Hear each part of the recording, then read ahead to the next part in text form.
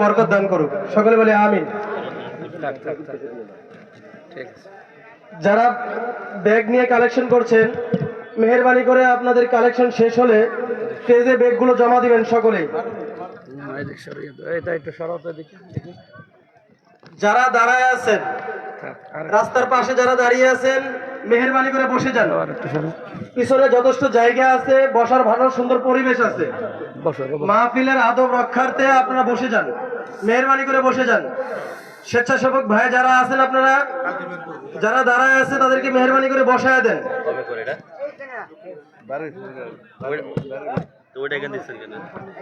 আলহামদুলিল্লাহ, আজকে আমাদের এই মাহফিলের প্রধান আকর্ষণ হাফেজ ছাত্রদেরকে পাগড়ি প্রদান। আমাদের প্রধান মেহমান এখানে দাঁড়িয়ে কেন বসো,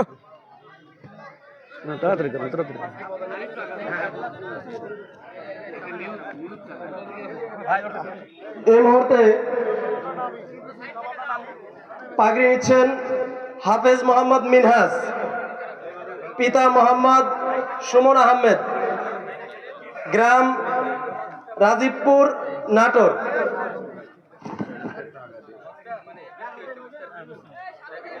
আমি মিনহাজের অভিভাবককে মঞ্চে আসার জন্য সবিনয় অনুরোধ জানাচ্ছি।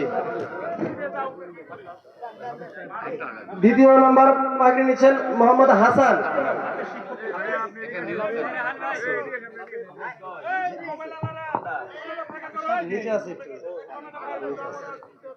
পিতা মোহাম্মদ আবু তালেব, গ্রাম ঠ্যাঙ্গামারা। হুজুর, একটা সুখবর এবং আনন্দের বিষয়। তৃতীয় নম্বর যিনি পাগড়ি নিচ্ছেন একজন নব মুসলিমের সন্তান এবং নব মুসলিম, হাফেজ মোহাম্মদ আলামিন, পিতা মোহাম্মদ নুরুল ইসলাম, গ্রাম জাটিয়ান।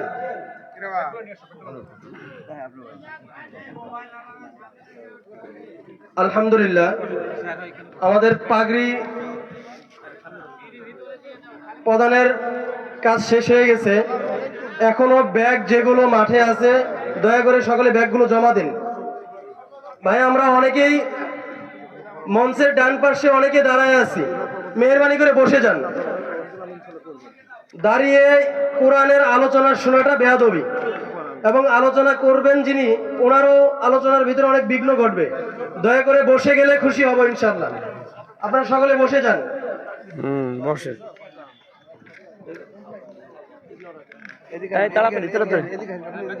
আলহামদুলিল্লাহ, এ পর্যায়ে আমাদের সামনে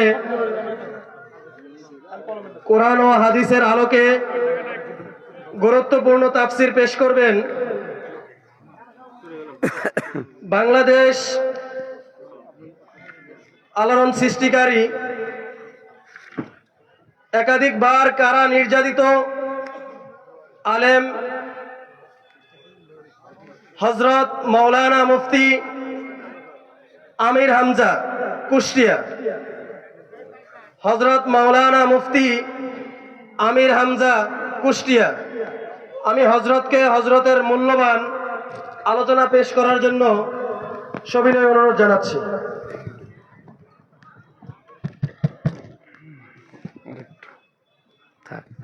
আর এগুলো এত দিয়েছো কেন? এগুলো এখানে দিতে পারো না? কি করো,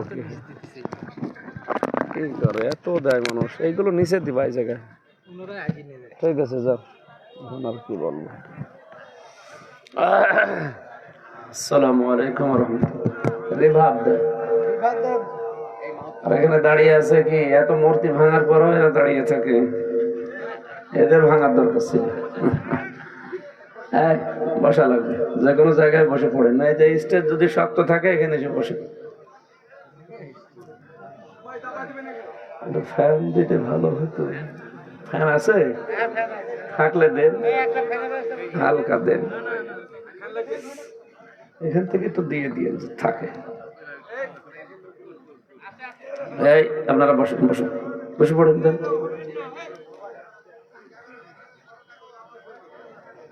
আলহামদুলিল্লাহির রহিমির রহমান আল্লাযী খালাকানা লিল ইবাদাতি ওয়াল জান وخصنا بالتكريم بين الحيوان ونشهد أن لا إله إلا الله وحده لا شريك له شهادة موصلة إلى الجنان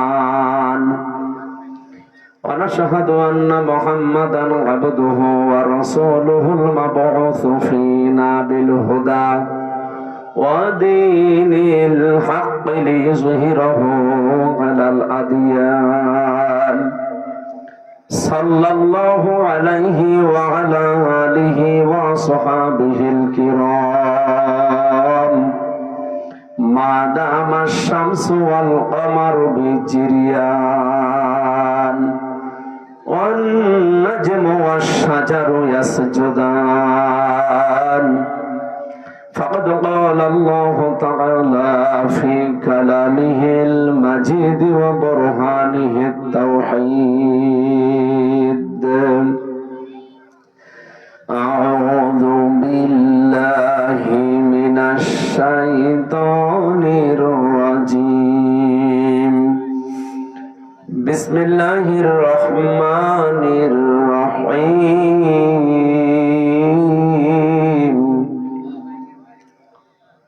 الذي خلق الموت والحياة ليبلوكم أيكم أحسن عملا وهو العزيز الغفور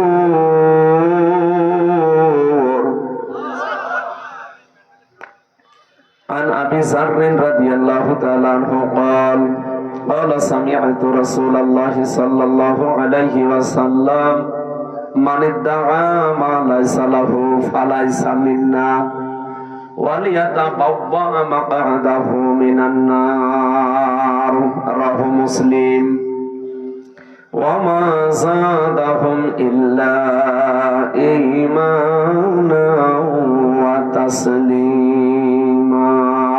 اللهم صل على سيدنا مولانا محمد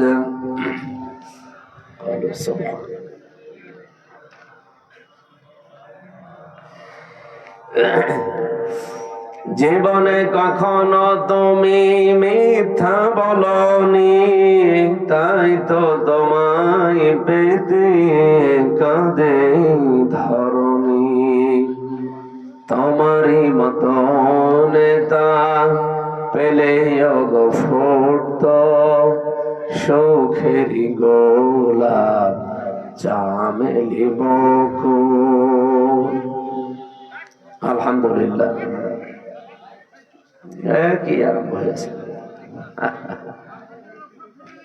ঠান্ডা করে আর এই যে এখানে দাঁড়িয়ে থাকেন কি সমস্যা কি দুই পাশে দেখি সব জায়গায় কিছু মানুষ বসে পড়ে জায়গা পেলেই বসে পড়েন ভাই যেখানে জায়গা পান ওখানে বসে পড়ে আর যদি দাঁড়িয়ে থাকতে খুব ভালো লাগে ওই দূরে দাঁড়ান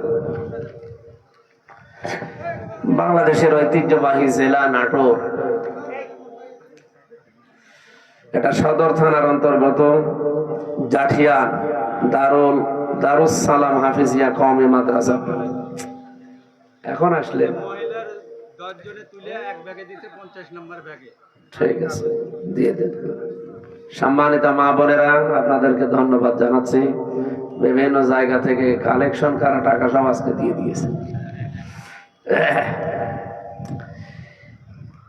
তাফসীরুল কোরআন মাহফিলের স্বনামধন্য সভাপতি জনাব মোহাম্মদ মাহবুবুল আলম উনি এই অত্র মাদ্রাসার দাতা সদস্য এসেছে উনি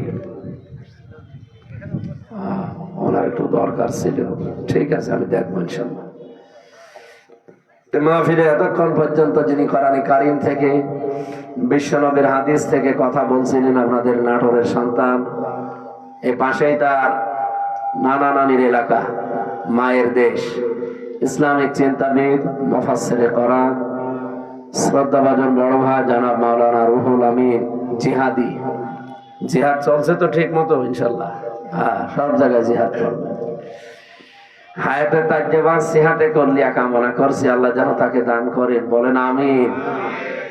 তার মায়ের দেশ তো, নানা নানি বেঁচে আছে ভাইয়ের নাই, কবরে আল্লাহ জান্নাতুল ফেরদাউস তৈরি করে দেন। এখানে প্রধান অতিথি সাবেক এমপি, সাবেক মন্ত্রী জনাব অ্যাডভোকেট রুহুল কুদ্দুস তালুকদার দুলু দামাত বারকাতুহুমুল আলিয়া। বিশেষ অতিথি অনেক মানুষের নাম দিয়েছেন আপনারা, বিশেষ করে জনাব মোহাম্মদ রহিম নওয়াজ, জনাব আসাদুজ্জামান আসাদ, জনাব জিলুর রহমান খান, মোস্তাফিজুর রহমান, সাইফুল ইসলাম, মাহতাব আলী সহ মঞ্চে বসা মোজাম্মেল হক, অন্যান্য ওলামা ইকরাম, সামনে বসা মুসলমান ভাইরা, পর্দার আড়ালের সম্মানিতা মা এবং বোনেরা, প্রশাসনের ভাইরা, প্রাণ প্রিয় নাটোরবাসী, আল্লাহর দরবারে শুকরিয়া জানাচ্ছি যিনি আমাদেরকে এখনো শান্ত রেখেছে। বাংলাদেশ সহ বিশ্বে এখন বিভিন্ন জায়গায় মুসলমানকে অশান্ত করার জন্য বিভিন্ন জাতি গোষ্ঠী চেষ্টায় আছে। তার ভেতরে অন্যতম এই ভারতের উগ্রপন্থী কিছু হিন্দুরা। এরা যা আরম্ভ করেছে আপনারা দেখতে পাচ্ছেন। 1157 সাল থেকে শুরু করে এই আজকের দিন পর্যন্ত ভারতে প্রায় আমি যতগুলো তালিকা পেয়েছি যারা শাসন করেছে, 5 বছর 7 বছর 10 বছর এভাবে যারা শাসন করেছে, তার ভেতরে 710 বছর একাধারে মুসলমানেরা শাসন করেছিল। এতদিনের ভেতরে কোনো হিন্দু মুসলমানের টার্গেট ছিল না। কি এর আগেও যারা ছিল তাদের দ্বারাও মুসলমানেরা টার্গেট ছিল না, কিন্তু এখন যিনি আছে পৃথিবীর নিকৃষ্ট মানুষ 6 জন, তার ভেতরে এই নরেন্দ্র মোদী একজন। এই লোকটার নাম আমি মুখে নিলে আমার কেমন যেন মনে হয় আরেকবার ওযু করি। এটা টাটকা নির্ভেজাল শয়তান। আমি তো আর শয়তান দেখিনি কোনোদিন, যদি দেখতাম আমার মনে হয় এরকমই হতো। এই যে এত শয়তানি করত, শয়তানকেও ছাড়িয়ে চলে গেছে। আর মানুষ এত নিকৃষ্ট হয় কি করে? আমার মনে হয় ওর সাথে যদি জানোয়ারের তুলনা দেয় তো জানোয়ার বলবে হুজুর আপনি মাফ করেন আমার, ওর সাথে আমার তুলনা দেবেন না, কারণ ওর চাইতে আমি ভালো। যাদের শ্রবণ শক্তি আছে, শোনার পরেও তারা না শোনার ভান করে থাকে। যাদের দর্শন শক্তি আছে, এটা দেখার পরেও না দেখার ভান করে থাকে। যাদের হৃদয় আছে, কলব আছে, অন্তর আছে, ভাবার পরেও ভাবে না। আল্লাহ বলেন এগুলো মানুষ বলা ঠিক না। উলাইকা কাল আনআম বাল হুম আদাল, এরা জানোয়ারের চাইতেও খারাপ। উলাইকা হুমুল গাফিলুন, এরা গাফিল। এই জন্য এদের কানে এগুলো হয়তো পৌঁছাবে না, কিন্তু হালকা পাতলা যাদের বিবেকে কাজ করে তারা এর পেছনে থাকে। কিভাবে থাকে? আমাদের বাপ দাদা পূর্বপুরুষ যারা, তারা ভারতবর্ষে বহু জায়গা অক্ষ করেছিল। ওরা এখন এই অক্ষ আইন নতুন করে তৈরি করে মুসলমানদের এই সম্পদগুলো মসজিদের জায়গা বলে, খানকার জায়গা বলে, ঈদগার জায়গা বলে, মাদ্রাসার জায়গা বলে, সবগুলো এখন তারা দখল করে নিজেদের দখলে নিয়ে নিচ্ছে। শুধু এদের ভেতরে না, তাম পৃথিবীতে আরো একটা নিকৃষ্ট জাতি আছে, তারা ইহুদি। 1940 সালে তাদেরকে যে আমাদের রোহিঙ্গাদের মতো থাকতে দিয়েছিল এই ফিলিস্তিনের ভাই বোনরা, দয়া করেছিল তাদের প্রতি, অথচ দেখেন এখন তারাই দয়ার পাত্র হয়ে গেছে। তাদেরকে নিজেদের বাড়ি ঘরকে উৎখাত করে তাড়িয়ে সেই জায়গা তারা দখলবাজি করে সব নিজেদের আয়ত্তে নিয়ে নিচ্ছে। পৃথিবীর মুসলিম শাসক যারা আছেন, 57টা মুসলিম দেশ আছে পৃথিবীতে, এটা রেকর্ড হচ্ছে, এই জন্য জানাচ্ছি। প্রত্যেকটা মুসলিম দেশের এখন উচিত তাদের ইমানের দাবি অনুযায়ী পৃথিবীর 2টা নিকৃষ্ট জাতি ইহুদি এবং মুশরিক, তাদের বিরুদ্ধে অন্তত সোচ্চার হওয়া। যার যেখানে যা আছে যতটুকু ওইটা নিয়ে দাঁড়িয়ে যাওয়া, মোকাবেলা করা, প্রতিরোধ করা, প্রতিবাদ করা। যদি না করে, যে বিশ্বের 210 কোটি মুসলমান যে রাষ্ট্রে আছে, এরা ইমানের দাবি অনুযায়ী হলেও যদি রাস্তায় নেমে আসে না, চেয়ারে থাকতে পারবেন না। এপ্রিলের 12 তারিখে হালকা আমরা বাংলাদেশে দেখিয়েছিলাম, এই কথা বুঝেন। 12 তারিখে দেখানোর পরেই 13 তারিখে অলরেডি একটা বৈঠক হয়েছে লন্ডনে, আপনারা হালকা পাতলা জানেন।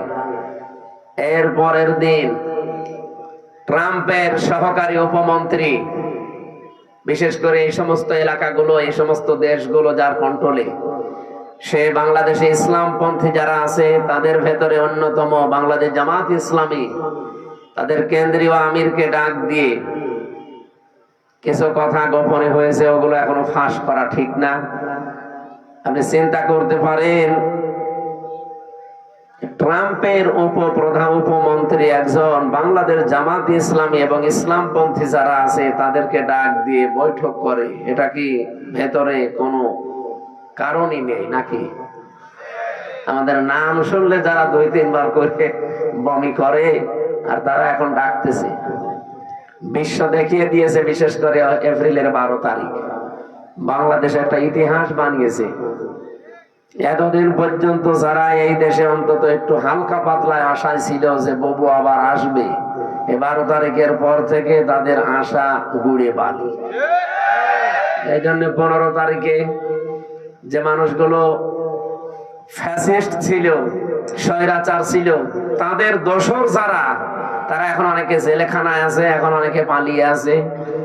জেলে 8 মাস পর্যন্ত আমরা দেখতাম তাদেরকে আদালতে তুলতে হলে জামায় আদরে নিয়ে যেত। কিন্তু গত পরশুদিন যা করেছে, পেছনে হাত বেঁধে হ্যান্ডকাপ লাগিয়ে কথা বললে চড় দেবে, এইরকম একটা দৃশ্য আমরা দেখতে পাই। তার মানে প্রশাসন এখন বুঝতেছে যে না, ও বুবুর দ্বারা আর হবে না। বাবু যতই চাপাবাজি করুক না কেন, তো চাপা সব শেষ। এই জন্য এই সমস্ত মন্ত্রীদের, এমপিদের, এত বড় বড় নেতাদের সামনে প্রশাসন 2-3 হাত দূরে থাকতো, আর এখন পেছনে হাত বেঁধে চোরের মতো, ডাকাতের মতো নিয়ে যাচ্ছে। এতটুকুতে হবে না, আমার মনে হয় এদেরকে মাথায় দড়ি দিয়ে,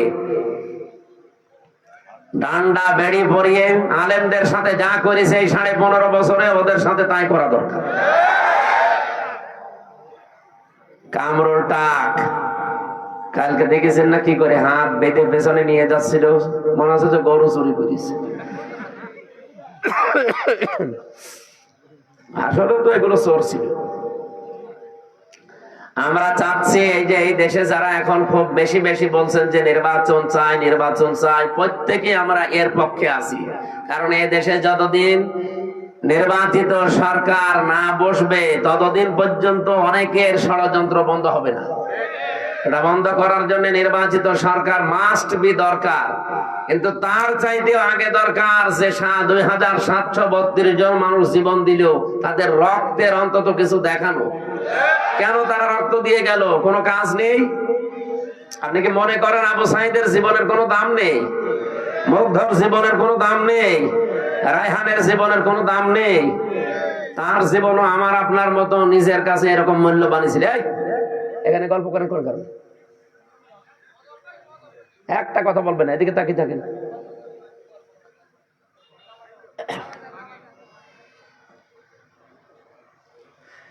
তারাও মূল্যবান ছিল, তাদের জীবনও তাদের কাছে আমাদের মতোই মূল্যবান ছিল।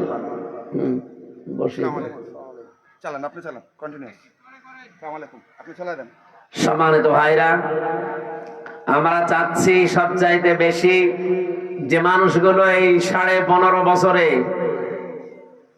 পৃথিবীর নিকৃষ্ট মানুষ যে 6 জনের নাম বললাম, তার ভেতরে আর একজন যিনি পালিয়েছে, উনি। আপনি এখন ইন্টারনেটে সার্চ দেন, 6 জনের নাম আসবে পৃথিবীতে নিকৃষ্ট মানুষ তারা। তার ভেতরে নরেন্দ্র মোদী একজন।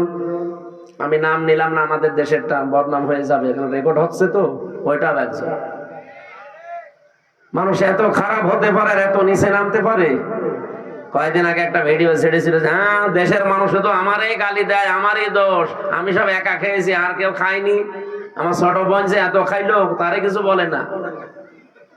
এরপরে শব্দ আর বলা যাচ্ছে না। সবগুলো খালি খাই খাই পাঠিয়েছিল। আপনি কি করেছে দেশে? আমি কয়েকদিন আগে মালয়েশিয়া, সিঙ্গাপুর, থাইল্যান্ড এই দেশগুলোতে ছিলাম। এই শয়তানরা অধিকাংশ গুলো ওই দেশগুলোতে পালিয়েছে, কিন্তু ওই সাহেব পাড়া বানিয়েছে, থাকে না। সেকেন্ড হোম যেখানে, সেখানে তালা লাগানো, থাকে হচ্ছে হোটেলে। যে হোটেলে উঠে দেখি নিচে দুইজন বসে চা খাচ্ছে। কি গো হুজুর, আমরা আগেই পালিয়েছি। পালালেন কেন? এমন কাজ কেন করা লাগবে যে অন্তত চেয়ার শেষ হলে পালানো লাগে? আর আপনি পালিয়ে হোটেলে কয়দিন থাকবেন? আপনার না 620টা বাড়ি, একটা বাড়িতেও তো থাকতে পারেন না। আপনার মাথা খারাপ হয়ে যাওয়ার কথা না যে একটা লোক 620টা বাড়ি, ও এক একটা বাড়িতে যদি 1 বছর করেও থাকে।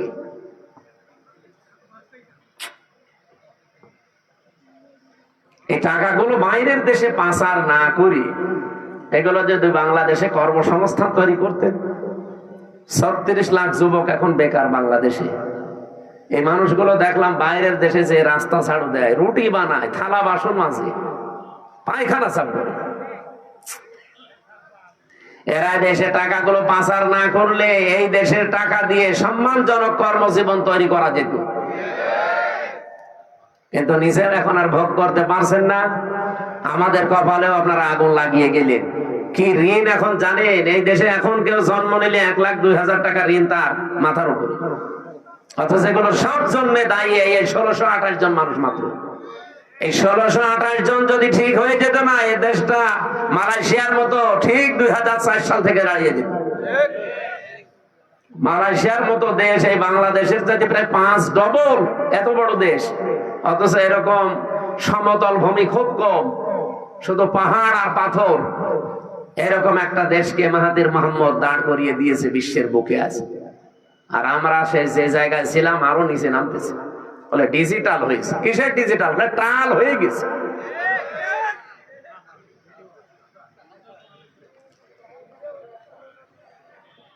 যারা আমরা চাই নির্বাচন কালকেই দিয়ে দেন, কিন্তু 1628 জনের একজনও চেয়ারে থাকা যাবে না।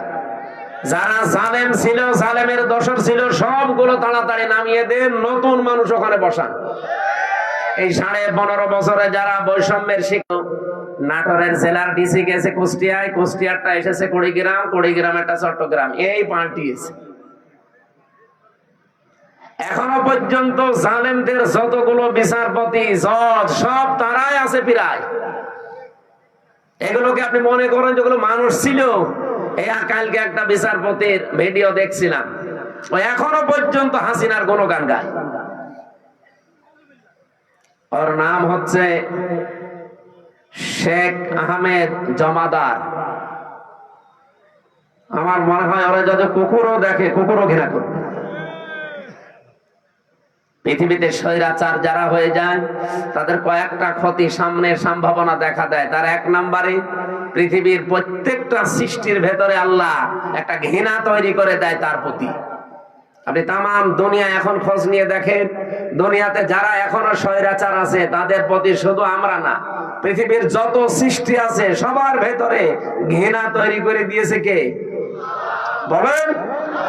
2 নম্বরে ওরা যখন মারা যাবে দুনিয়া থেকে, ওদের জীবনের কোন ভালো কাজ আল্লাহ কবুল করেনি, আর সর্বশেষ সে যদি ভালো হতেও চায় আল্লাহ সেই লাইন বন্ধ করে দেয়।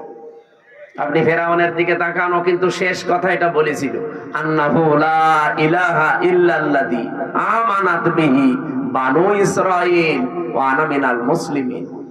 আমি ঈমান আনলাম ওই আল্লাহর উপরে যার উপরে বনি ইসরাঈলরা ঈমান এনেছে, আমি তো মুসলমান। এরপরও ফেরেশতারা আমারে পানির ভেতরে চুবাই কেন?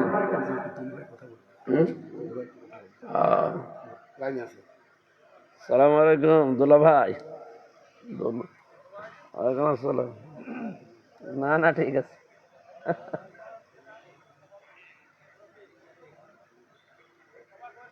দাবিটা বেশি করে করেন।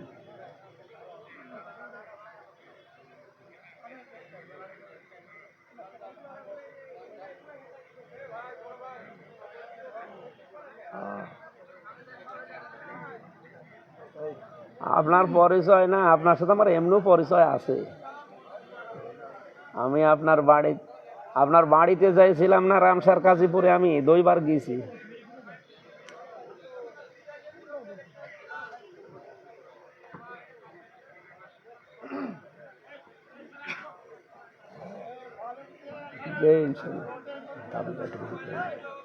আপনারও একটা রোগের কথা শুনছিলাম। হ্যাঁ হ্যাঁ হ্যাঁ হ্যাঁ, আলহামদুলিল্লাহ।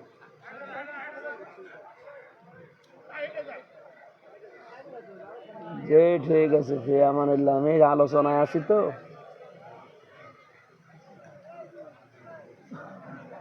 জি, আল্লাহ হাফিজ। আসসালামু আলাইকুম। প্রধান অতিথি আজকে আমাদের অ্যাডভোকেট রুহুল কুদ্দুস তালুকদার দুলু সাহেব। এত গরম লাগে কেন? একটু ভরিয়ে দিলে ভেতরে ঘেমে গেলে তো আবার আর ঝামেলা।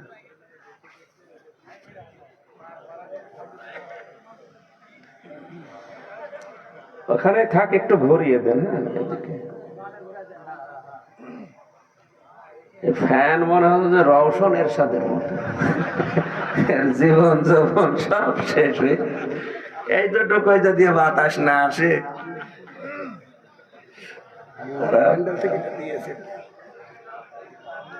ঠিক আছে, প্রশ্ন যা দেবেন মোনাজাতের আগে দেবেন। যাদের আছে ভাই বোনেরা, যাদের প্রশ্ন আসে লিখে রাখবেন, মোনাজাতের আগে পাঠিয়ে দেবেন। আমরা কথা বলবো, ঘন্টাখানিক কথা বলবো ইনশাআল্লাহ। থাকবেন না? ঘন্টাখানিক সময় দেন। যেহেতু তাফসীরুল কোরআন মাহফিল লিখেছেন, নির্ধারিত আয়াতের উপরে আমরা তাফসীরের মূল নীতি 15টা, যতটুকু পারি আমরা চেষ্টা চালাচ্ছি। কথা বন্ধ করে অ্যাক্টিভ হন এদিকে।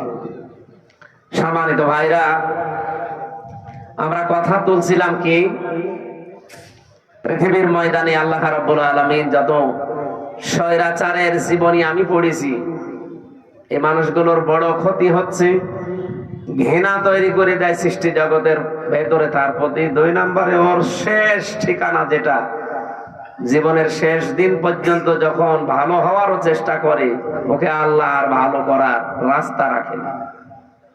এই লোকটা সর্বশেষ বলেছিল যে আমি ঈমান আনলাম, এরপরও ফেরেশতারা আমার এভাবে পানিতে চোবায়।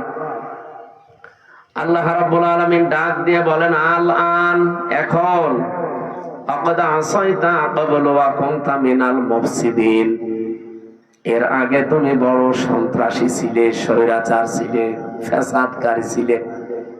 জমিনে তোমার জন্য আমার বান্দা বান্দিরা আতঙ্কে ছিল। এখান থেকে আমি তাফসিরে ফি জিলালিল কোরআনে পড়েছি, পৃথিবীতে কোনো মানুষের কারণে যদি আল্লাহর সৃষ্টি জগৎ আতঙ্কিত হয়ে যায়, ওই লোকটাকে আল্লাহ সবচাইতে বেশি ঘৃণা করে। এটা 15.5 বছর এটা বেশি ছিল। এমন এমন মানুষ আমরা দেখেছি যাদের জন্য মানুষেরা আতঙ্কগ্রস্ত ছিল। কি, আমি তো নাটোরের খবর খুব বেশি জানি না, কিন্তু শিমুল সাহেব, ধরো বাংলাদেশে যদি 20 জন থাকে তার ভেতরে 1 জন অন্তত, আর সে পর্যন্ত এর সাথে পারে না, তার মানে এই লোকটা কি আপনারা নিজেরাও ভালো জানেন। ইন্নামা নুমলি লাহুম লিয়াজদাদু ইসমা, মানুষ যখন পাপ করতে করতে সীমা ছাড়িয়ে যায়, আল্লাহ রাব্বুল আলামিন ওনাদের ওসিলায় কোরআনের দাওয়াত নিয়ে যতগুলো দেশে গেছি, যতগুলো আন্তর্জাতিক সেমিনারে, বিশ্ববিদ্যালয়ে, আমি এই আয়াতটা আমার নজরে এতদিন হাজার হাজার বার পড়েছি, কিন্তু না, এখন আমার কাছে এই তথ্যগুলো আসার পর একটা আশার সঞ্চার হয়। সূরা আলাম নাসর 5 এবং 6 নম্বর আয়াত একটু ভালো করে শোনো। 2 বার রিপিট করলেন। আর উসরুন মানে কষ্ট, এই শব্দের আগে আল্লাহ পাক দিয়েছেন আলিফ লাম। কোন শব্দের আগে আলিফ লাম আসলে 4টা অর্থ বের হয়। 1 নাম্বার, এটা নির্দিষ্ট করার জন্য, এটা মারেফা, এর আগে আল্লাহ মাহা দিয়েছেন, এর আগে ইন্না দিয়েছেন, এর আগে ফা দিয়েছেন। তাফসীরের কারণে এদিকে তাকান, হচ্ছে না। আপনি যদি দুনিয়ায় কষ্ট পেয়ে থাকেন, একটা কারণ কয়টা? না, 3টা। কষ্ট পেলেই হবে না, কষ্ট যদি আপনি পেয়ে থাকেন 3 কারণে। আল্লাহ কষ্টের পরে কথা বলতে গিয়েছেন ইসরা, এর আগে আলিফ লাম দেয়নি, এটা নাকেরা অনির্দিষ্ট শব্দ। মুফাসসিরিন ইকরাম বোঝাতে চায় আল্লাহর বক্তব্য, দুনিয়াতে যদি কেউ একটা কষ্ট সহ্য করে কমপক্ষে তার ওই কষ্টের সাথে ৭০টা সুখ। কষ্ট পান তার জন্য আপনার জন্য ৭০টা সুখ আল্লাহ রেডি করবে না? নেই। হাসিনাও কিন্তু কষ্ট পেয়েছিল, কিন্তু এই ৩ কারণের বাইরে। এবার আসেন তো, এই ৩ কারণের কষ্ট আমাদের জীবনে আছে কিনা। ১ নম্বরে যদি আপনি কষ্ট পেয়ে থাকেন আল্লাহর জন্যে, ২ নম্বরে রাসূলুল্লাহর জন্যে, ৩ নম্বরে মানে যদি দুনিয়ায় কেউ একটা কষ্ট পেয়ে থাকে, আল্লাহ যেহেতু মার পরে আলিফ লাম দিয়ে নির্দিষ্ট করে দিয়েছেন কষ্ট একটা, কিন্তু ইসরাটা নির্দিষ্ট নেই। কমপক্ষে ১০ থেকে ৭০টা পর্যন্ত সুখ, শান্তি, কল্যাণ দুনিয়া আখিরাত মিলে আল্লাহ তার সাথে জড়িয়ে রাখবে। আর ১৫.৫ বছরে আমরা যারা সত্যি কষ্ট পেয়েছি, কেউ আল্লাহর জন্য, কেউ রাসূলুল্লাহর জন্য, কেউ মানবতার জন্য। এই কথা বললেন না? অবশ্যই এই ৩ কারণের বাইরে অনেকে কষ্ট পেয়েছে, তাদেরটা আমি তাফসিরে পড়ি নাই, এজন্য বাদ। এই ৩ কারণের যে কোনো একটা কারণে যদি আপনি কষ্ট পেয়ে থাকেন, আল্লাহর কসম, কোরআনের আয়াত, আল্লাহ গ্যারান্টি দিয়েছেন মাআল উসরি ইসরা, অবশ্যই দুনিয়া আখিরাত মিলে আপনাকে ৭০টা সুখ, শান্তি ভোগ করাবে। শুধু করাবে না, শেষে হর্ষাই আছে, করাবেই। এবার যেহেতু আয়াতটা রিপিট করেছেন আল্লাহ, সিস্টেম অপর পৃষ্ঠায় দেখুন, আল্লাহ পাক বলেন দুনিয়াতে কেউ যদি একটা সুখ পায় আর ওই সুখটা যদি অবৈধ হয়, আবার বলছি, আপনি যদি একটা সুখ ভোগ করেন দুনিয়ায় আর সুখটা যদি হয় অবৈধ, একটা সুখের কারণে কমপক্ষে ৭০টা দুঃখ, যন্ত্রণা, কষ্ট, অকল্যাণ আপনার সাথে আল্লাহ জড়িয়ে রাখবে। এবার আমি একটা একটা করে উদাহরণ বলছি। পৃথিবীতে অনেকেই কিন্তু সুখ পেয়েছে, অবৈধ সুখ, যেমন এই যে পরকীয়া প্রেম করে সুখ পায় না, না এই এলাকায় সব নেই? যারা পরকীয়া প্রেমে লিপ্ত আছেন, আপনিও সুখ পেয়েছেন, শান্তি পেয়েছেন, কিন্তু এটা কি বৈধ না অবৈধ? বলেন বলেন। এরকম অবৈধ সুখ একটা যদি ভোগ করে থাকেন, আপনাকে আল্লাহ কষ্ট দেবে, দুঃখ দেবে কয়টা? ৭০টা। এবারে মিলান, ১৫.৫ বছরে যারা ক্ষমতায় ছিল, বৈধ ভাবে না অবৈধ? তাহলে সুখ তারা পায়নি? বলেন বলেন। যত সুখ পেয়েছে সব বৈধ সুখ না অবৈধ? আপনি এবার হাসিনা থেকে শুরু করে যারা ছিল বলেন, এই ১৫.৫ বছরে যদি অন্তত ৫০টা সুখ পেয়ে থাকে, আমি কি সুখের নামগুলো বলবো?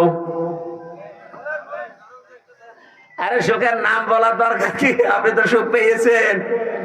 বাবা শাহজালাল সব হালাল করে নিয়েছিলেন।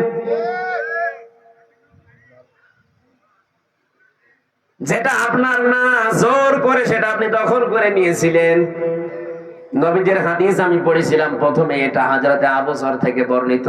বিশ্ব নবী বলেন, মানিদ দাআ মা লাইসা লাহু ফালাইসা মিন্না ওয়া লিয়াতাবাওয়া মাকআদাহু মিনান নার। মুসলিম শরীফের হাদিস। এদিকে তাকান।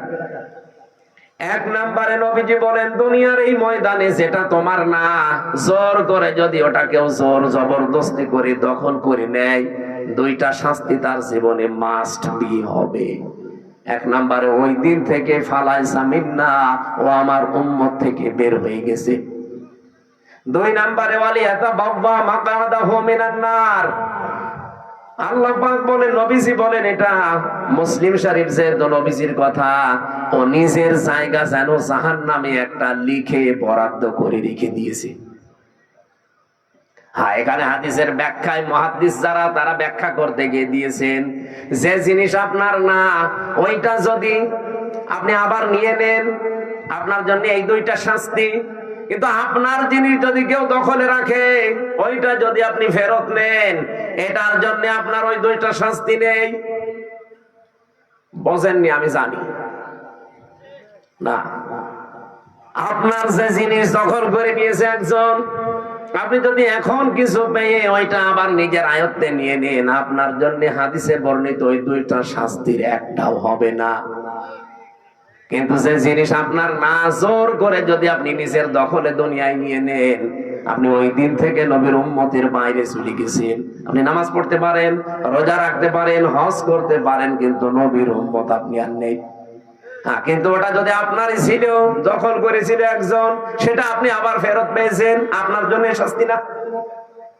এই বাংলাদেশে অনেকের নামে আমরা দেখি খালি চাঁদাবাজির কথা শুনলে, একজনের জিনিস নিয়ে নিয়ে এটা শুনলে খালি এক দলের প্রতি আর এক দলের প্রতি এই যে কাদা ছোড়াছড়ি চলছে।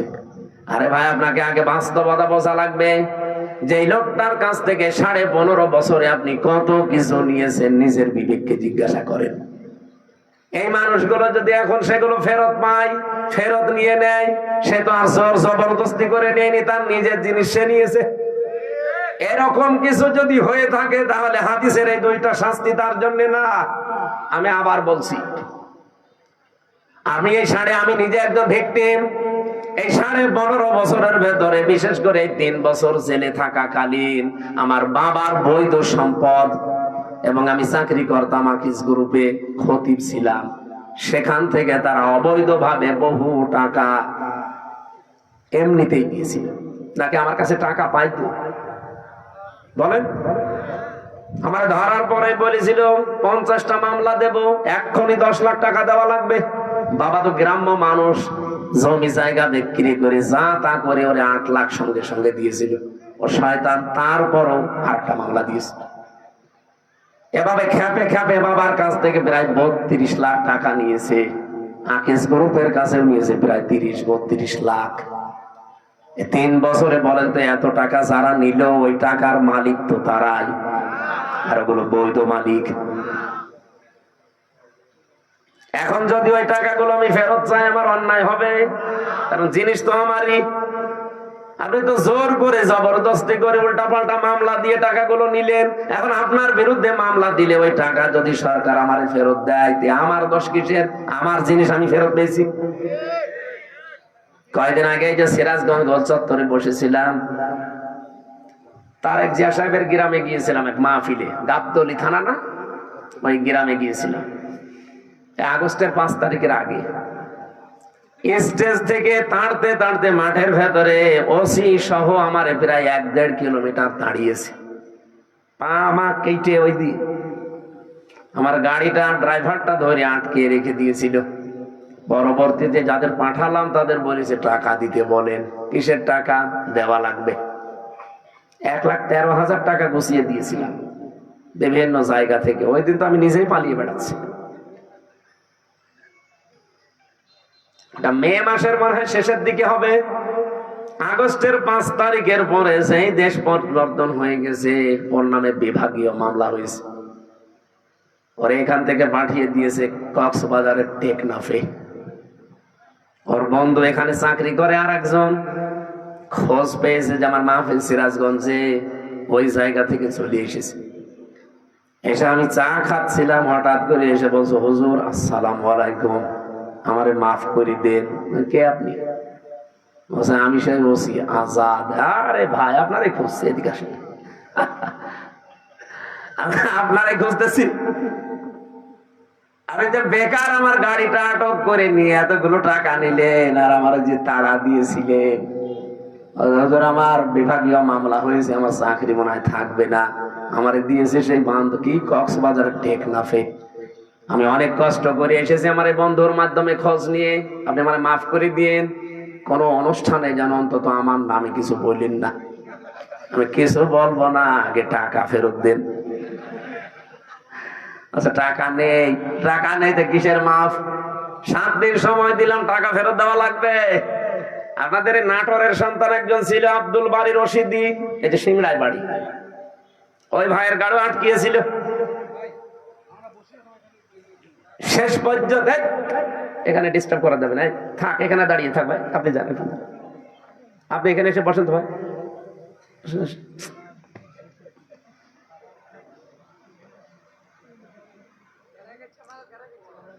কথা বলা যাবে না ভাই।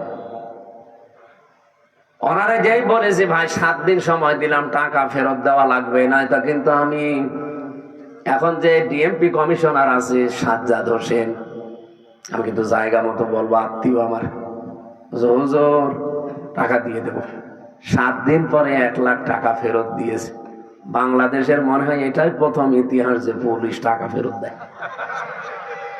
আমি তো এর আগে পুলিশ টাকা ফেরত দেয় শুনিও নি, দেখিও নি, তা আমি অলরেডি পেয়েছি। আর 13,000 হুজুর এটা মাফ করাই লাগবে, যা তোর মিষ্টি খেতে দিলাম। হয়তো পুলিশ দাঁড়িয়ে আছে। পুলিশ কারো কাছ থেকে টাকা নিলে ফেরত দেয়, এটা প্রথম ইতিহাস। এখন ওই টাকা যে ফেরত দিল, আমি কি জোর করে নিয়েছি নাকি আমার টাকা আমি নিয়েছি বলেন? এইরকম করে যারা এই 15.5 বছরে বহু টাকা বিভিন্ন জায়গায় দখল করে নিয়েছিলেন, ওই টাকা এখন আমাদের ফেরত দেন। আমি আশা করছেন কি বোঝাতে চাই আপনি বুঝেছেন। সুতরাং যারা এতদিন মাল কামিয়েছেন, বাংলায় বললাম, এই টাকাগুলো যার কাছ থেকে নিয়েছেন তার ফেরত দিয়ে দেন, নাই তো সে আপনার কাছে যে নেবে তখন তার নামে আপনি বদনাম বের করবেন, উনি জোর জবরদস্তি করে, চাঁদাবাজি করেছে, তার জিনিস ফেরত দিয়েছে। এরকম যত জায়গায় যার জিনিস ছিল সবগুলো ফেরত দেন। ইসলামী ব্যাংক যাদের, তারা ফেরত পেয়েছে। আরো কিছু আছে, আমরা চাই সবগুলো তার ফেরত দিয়ে দেন, নিজে দুনিয়া থেকে মুক্ত হন।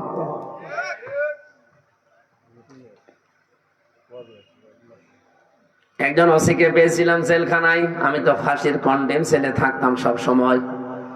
উনি আমার এসে একদিন বলছো, হুজুর আপনি তো তওবার কথা বলেন। আমি ওখানে ভেতরে ওই ভক্তিও নামাজ পড়াতাম, আমার পেছনে নামাজ পড়ার জন্য অনেকে আসতো। নামাজের পরে 2-3 মিনিট করে কথা বলতাম।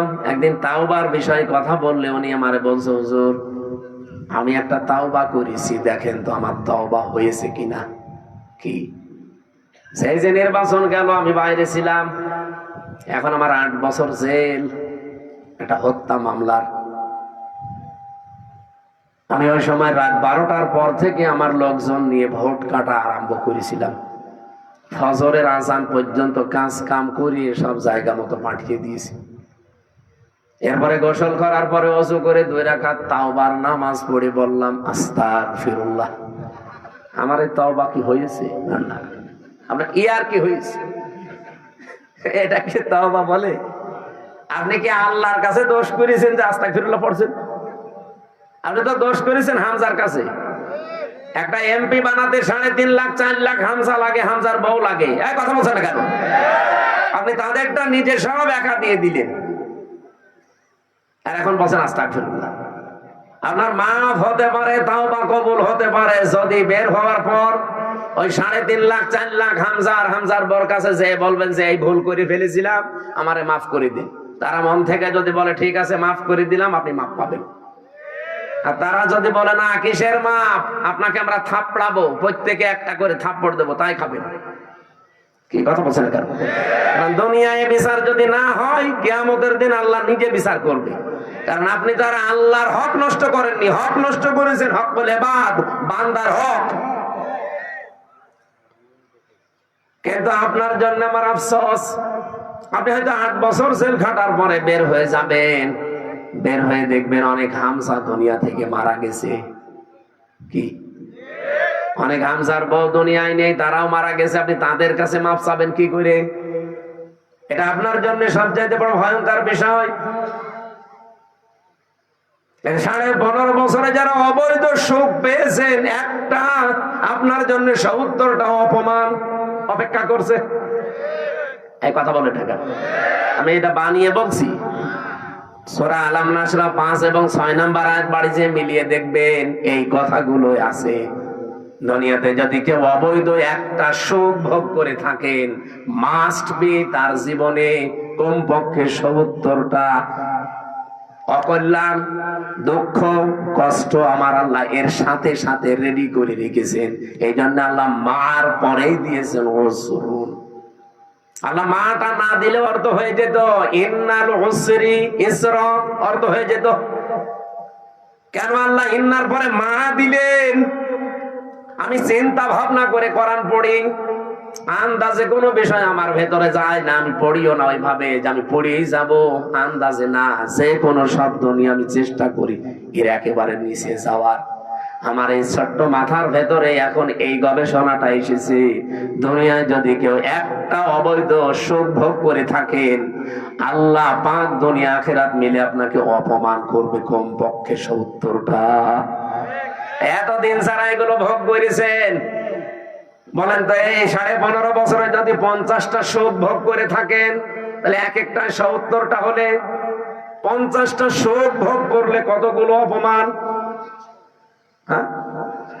350, 3,500,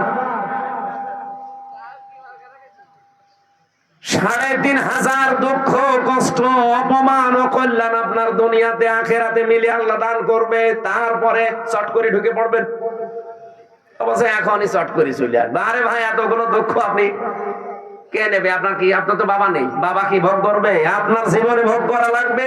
এক একটা সুখ ভোগ করার কারণে কি সুখে ছিলেন এবার নিজে মিলান।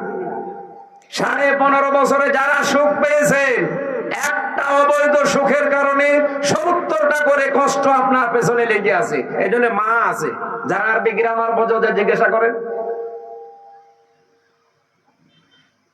আমি আবার বলছি, দুনিয়াতে সত্যি যদি আমরা কেউ আল্লাহর জন্য কষ্ট পেয়ে থাকি, মানবতার জন্য কষ্ট পেয়ে থাকি, রাসূলুল্লাহর জন্য কষ্ট পেয়ে থাকি, একটা কষ্টের জন্য কমপক্ষে দুনিয়া আখিরাতে 70টা সুখ আল্লাহ রেডি করে রেখেছে। এই জন্য আমরা আশায় বুক বাঁধি, যত কষ্ট এই দেশের মানুষেরা আল্লাহর জন্য, রাসূলুল্লাহর জন্য, ইসলামের জন্য, মানবতার জন্য সহ্য করেছি, আগামীর এই দেশ আমার আল্লাহ অবশ্যই অবশ্যই কোরআনের হাতে দেবেন। কোরআনে কারীম দিয়ে যদি এই দেশটা চলে, এর ভেতরে 500 আয়াত আছে শরীয়তের বিধান, 6,666টি আয়াতের মাত্র এই 500 বিধান যদি দেশে রাষ্ট্রীয় ভাবে কায়েম হয়ে যায়, আপনি দেখবেন এই দেশটা একটা মিনি জান্নাত হয়ে গেছে। আরে মরণের পরে জান্নাত পাওয়া যাবে সেটা তো অনেক পরে। প্রতিদিন যে দোয়া করে, রব্বানা আতিনা ফিদ দুনিয়া হাসানা ওয়া ফিল আখিরাতি হাসানা ওয়া কিনা আযাবান নার, আল্লাহ দুনিয়া দাও আগে, এরপরে আখিরাত দিও। কেউ কি আগে বলে আখিরাত দিও তারপরে দুনিয়া দিও? বলে কেউ? কেউ বলে না। আর আল্লাহ ওইভাবে শেখানো নি, উনি শিখিয়েছেন ধারাবাহিক। কাবা শরীফে গিয়ে দেখলাম রুকনে ইয়ামিনি থেকে শুরু করে হজরে আসওয়াদ, এই জায়গাটা লক্ষ লক্ষ হাজিরা যাবার সময় এই আয়াতটা পড়ছে, রব্বানা আতিনা ফিদ দুনিয়া হাসানা ওয়া ফিল আখিরাতি হাসানা ওয়া কিনা আযাবান নার। বলেন আমিন। দুনিয়ায় আগে শান্তি দরকার। দুনিয়ায় শান্তি, স্বস্তি, নিরাপত্তা যদি সত্যি আমরা পেতে চাই, এটার বিকল্প দুনিয়ায় কিচ্ছু নেই। কারণ বহু মানুষ চেষ্টা করেছে এর আগে এটা বাদ দিয়ে, শান্তি দিতে পারে নাই। আপনি তাকান এই পৃথিবীর দিকে, কত মানুষ শান্তি দেওয়ার জন্য চেষ্টা চালিয়েছে, কিন্তু কাঙ্ক্ষিত মানের শান্তি দিতে পারে নাই। উন্নত দেশগুলোতে আপনি মনে করেন খুব শান্তিতে আছে, কোরআনের আইন বাদ দিয়ে না। আমি বাইরের দেশগুলোতে, আমাদের নরসিংদীর বাবরহাটের মতো শান্তি পাইনি। রাত 8টা, 8:30টার পরে বড় বড় মার্কেট গুলো, শপিং মল সব বন্ধ করে দেয়, কারণ নিরাপত্তা দেওয়ার মতো তাদের হাতে কোনো মাল ম্যাটারেস নেই। এত পাহারাদার, এত উন্নত প্রযুক্তি, এইটা যদি থাকে, তারপরও তো বাংলাদেশে এটা এখন নেই। মানে নরসিংদী বাবরহাটে রাত 12টা, 1টা, 2টা নেই। দেখেন মানুষ কিভাবে ব্যবসা করছে। হযরত ওমর জানিয়েছিলেন, কোরআনের 500 আইন যদি পৃথিবীতে কায়েম হয়ে যায়, হাজরে আসওয়াদ থেকে হাজরা মাউত পর্যন্ত, সানাই থেকে হাজরা মাউত, এ বিশাল রাস্তা, একজন সওদাগার লক্ষ লক্ষ টাকার মালামাল নিয়ে চলতে থাকবে। একজন যুবতী মেয়ে পোড়া শরীরে গহনা গাঁঠি নিয়ে চলতে থাকবে। ওর মনের ভেতরে একটা ভয় কাজ করবে না, শুধু আল্লাহর ভয় বাদে অন্য কারো। আমরা তো ওই রকম পরিবার চাই, ওই রকম সমাজ চাই, ওই রকম দেশ চাই। টেকনাফ থেকে তেতুলিয়া পর্যন্ত একজন মানুষ লক্ষ লক্ষ টাকা নিয়ে আসবে, ওর মনের ভেতরে ছিনতাইয়ের ভয় থাকবে না, চুরির ভয় থাকবে না, কোন ডাকাতির ভয় থাকবে না, একটা ভয় থাকবে কার? বলেন বলেন। মিনি জান্নাত হয়ে যাবে দেশটা। ওই দৃশ্যটা আমরা চোখে দেখতে চাই। জীবনে প্রতিদিন আমার মনে হয় এই দোয়াটা আমি অন্তত যে কোনো একবার করি, আল্লাহ পৃথিবীতে কিছুই যদি তোমার কাছে কবুল না হয়, 3টা বছর বিনা কারণে জালেমদের জিন্দানখানায় বন্দী ছিলাম, কষ্ট তো কম বেশি পেয়েছি, ওরা আর আমাদেরকে আরো বেশি কষ্ট দিয়েছে। আমি তারেক জিয়া সাহেবের পিএস জনাব মিয়া নুরউদ্দিন অপু ভাই, ওনার বন্ধু গিয়াসউদ্দিন মামুন ভাই, এই 2 জনের সাথে আর আল্লামা মামুনুল হক, এই 4 জন আমরা পাশাপাশি ছিলাম 3 বছরে। মিয়া নুরউদ্দিন অপু ভাই আর মামুনুল হক, এই 2 জনের যে স্যাক্রিফাইস আমার প্রতি আমি জীবনও বলতে পারবো না।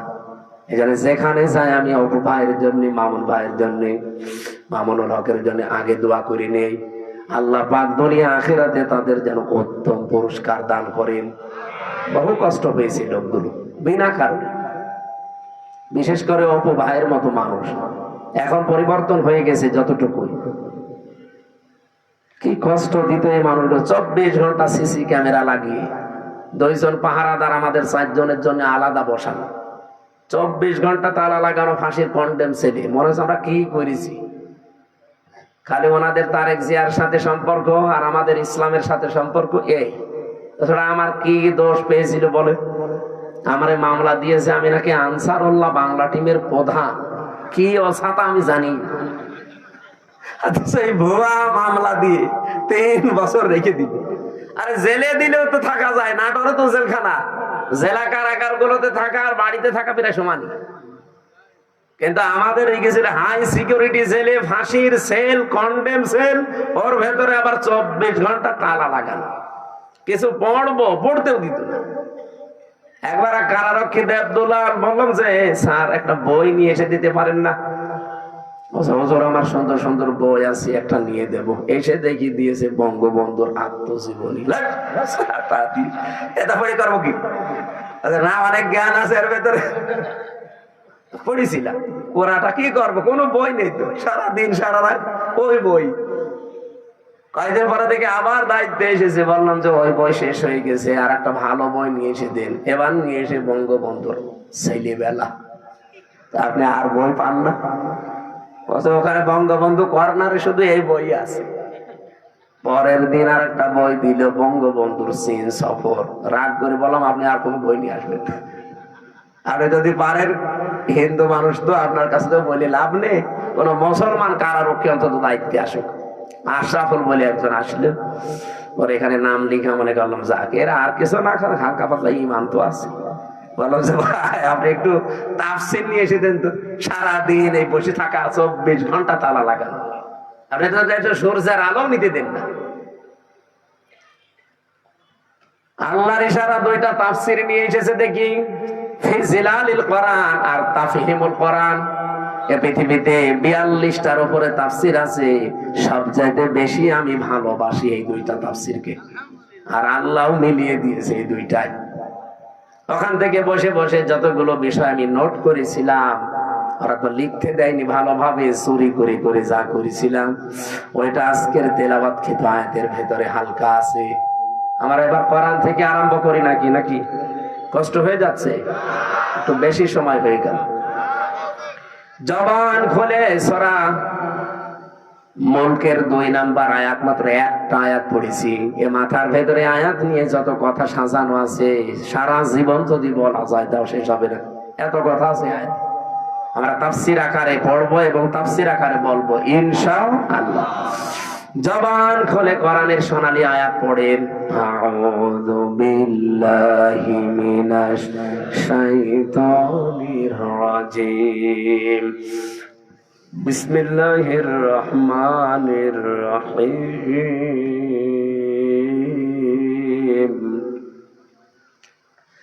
الذي خلق الموت والحياة ليبلوكم أيكم আহসানু আমালা ওয়া হুয়াল আজিজুল গফুর। সাদাকাল্লাহুল আযীম। কোন সূরা জানো? মুলক। মুলক মানে রাজত্ব। মুলক মানে আমরা যাই ভাবি, যাই করি না কেন, যাই চিন্তা ভাবনা আমাদের থাক, বিভিন্ন রাজনৈতিক দল করার কারণে আলাদা চিন্তা ভাবনা থাকতে পারে, কিন্তু রাজত্বের আসল মালিক কিন্তু আল্লাহ। এটা আপনাকে বিশ্বাস করা লাগবে। যদি এর ভেতরে অন্য কেউ ঢোকে, আপনি মুশরিক। এই কথা বলছেন? রাজত্বের মালিককে ক্ষমতায় পৃথিবীতে কেউ দিতে পারবে না। আপনাকে ক্ষমতায় দিতে পারবে শুধুমাত্র আমার আল্লাহ। হ্যাঁ, আপনার যদি অন্য কোন বিশ্বাসের ভেতরে ঢোকে যে না আমেরিকা আমারে পারবে, ভারত আমারে পারবে, জনগণ আমারে পারবে, আল্লাহর কসম আপনার ঈমান শেষ, আপনি মুশরিক হয়ে গেছেন। কিয়ামতের দিন আমল আখলাক যদি মানুষের কমও থাকে, কিন্তু ঈমানটা যদি তার নির্ভেজাল থাকে, আমার আল্লাহ তারে মাফ করে দেবে। আমল আপনি গাড়ি গাড়ি করেছেন, কিন্তু ইমানের ভেতরে যদি ভেজাল থাকে, ওয়াকাদিমনা ইলা মা আমিলু মিন আমালিন ফাজআলনাহু হাবাআম মানসুরা। এই পৃথিবীতে কোন মানুষ যদি শিরিক যুক্ত আমল নিয়ে আল্লাহর কাছে হাজির হয়, যে এই দেখেন ওর আমলটা দেখার পরে আল্লাহ ধুলি কণার মতো ওর মুখের উপরে নিক্ষেপ করবে। আল্লাহর এক বান্দা আয়াতটা নিয়ে চিন্তা করছিলেন। এক বাজারে গেছে বাজার করার জন্য, হঠাৎ বাজারওয়ালা দোকানদারকে 100 টাকার একটা নোট দিয়ে বাজারগুলো সদাইগুলো দিয়ে দেন। অনেকটা এভাবে উলট পালট করে বলছে, হুজুরে টাকা চলে না, অচল টাকা। এর মাঝে যে একটা দাগ থাকার দরকার, ওইটা নেই, এটা জাল টাকা, ভেজাল, আপনি নিয়ে যান, অন্য সময় দিয়ে যাবেন। যেই বলেছে এটা জাল, অচল, উনি সেন্সলেস হয়ে গেছে। লোকজন এসে বলেছে, দোকানদার এই লোকটাকে মেরেছেন। বলছে না, আগে ওর হুঁশ ফেরান। পানি দিয়ে বাতাস দিয়ে যখন হুঁশ ফিরিয়ে এসেছে, পরে জিজ্ঞাসা করছে, ভাই আপনি অজ্ঞান হয়ে গেলেন কেন? লোকটা বলছে, দেখেন ওকে আমাকে কিচ্ছু বলে নাই, মারিও নাই, বকাবকিও করে নাই, শুধু টাকা দিয়েছিলাম। টাকাটা উলট পালট করে বলছে এটা জাল টাকা, অচল, চলে না। আমার জীবনে একটা ধাক্কা লেগেছে যে আমারও তো একটা টাকার নোট আছে, তার নাম হায়াত। তার নাম কি বলেন বলেন? আমার তেলাওয়াত কিন্তু আয়াতের দ্বিতীয় শব্দই কিন্তু এটা, আল্লাযী খালাকাল মাউতা ওয়াল হায়াতা। আল্লাহ বলেন আমি তোমাদের মউত আর হায়াত বানিয়েছি। লোকটা ডাক দিয়ে বলছে, আমারও একটা হায়াত আছে, একটা নোট আছে টাকার, তার নাম এই 50, 60, 70 বছরের হায়াতের জিন্দেগি। আমি যদি এখনই মারা যাই, রব্বুল আলামিন যদি আমার হায়াতটা হাতে করে বলে, বান্দা এটা অচল, চলে না। এর ভেতরে শিরিকের কিছু দেখতে পাচ্ছি, এর ভেতরে মানুষ ঠকানো আমল দেখতে পাচ্ছি। যায়কাতুল মাউত ওয়া ইন্নামা তুওয়াফাউনা উজুরাকুম ইয়াউমাল কিয়ামাহ। সূরা আলে ইমরান 4 নাম্বার পারা 13 নাম্বার পৃষ্ঠা 13 নাম্বার লাইনের 185 নাম্বার আয়াতের প্রথম অংশে আছে। এটা তাফসীর ইবনে কাসিরে পাবেন। রব্বুল আলামিন বলেন প্রত্যেকেই কিন্তু মারা যাবে। এদিকে তাকান। এখানে যারা আমরা আছি, খুব বেশি হলো আর 60 বছর, 70 বছর, খুব বেশি হলো 100 বছর পরে একজন থাকবেন না। নতুন মানুষ এই জায়গায় এসে জমিন চাষ করবে, কথা বলেন না কেন? তার মানে 100 বছর পরে আমরা যারা এখানে আছি, নারী পুরুষ সবাই কবরের বাসিন্দা। মাত্র 100 বছর। আর যদি 200 বছর পরে আপনি এই নাটোরের এই জাঠিয়ান এলাকায় এসে যদি বলেন এই বাড়ি আমার, ওই বাড়িতে ওই সময় যারা বসবাস করবে তারা আপনাকে চেনে না, কি? আর আপনিও তাদেরকে চেনেন না, কিন্তু বাড়ি ঘর আপনার, আপনি চিনতে পারছেন।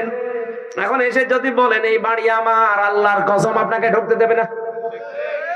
আমি আমার নিজেরটা বলছি, এই যে কোরআন আমার সামনে, আমি জেলখানায় গিয়ে এগুলো আরো বেশি উপলব্ধ করতে পেরেছি, কারণ একা একা থাকতাম।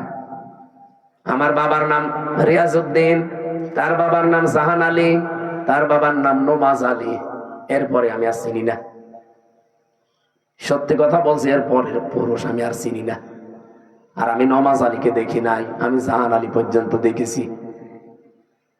এখন এই নমাজ আলীর বাবা মাত্র ৭০-৭২ বছর আগে মারা গেছে। এই লোকটা এখন যদি এসে বলে কুষ্টিয়ায় এই ২ তলা বাড়ি আমার, এই ভিটা আমার, ওর দাঁত মুখ খুলে ফেলবো না? ভণ্ডামি করা যায়? কিসের নমাজ আলীর বাবা আপনি? আমি তো নমাজ আলীকে চিনি না।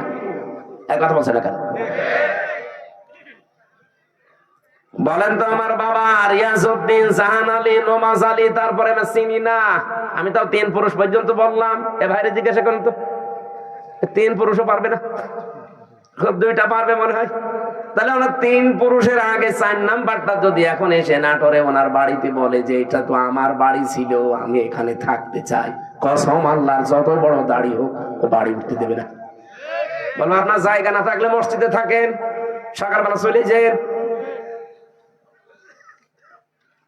এই যে পাশের জেলা রাজশাহী, 3 দিন আগের ঘটনা কি ঘটেছে দেখেছেন?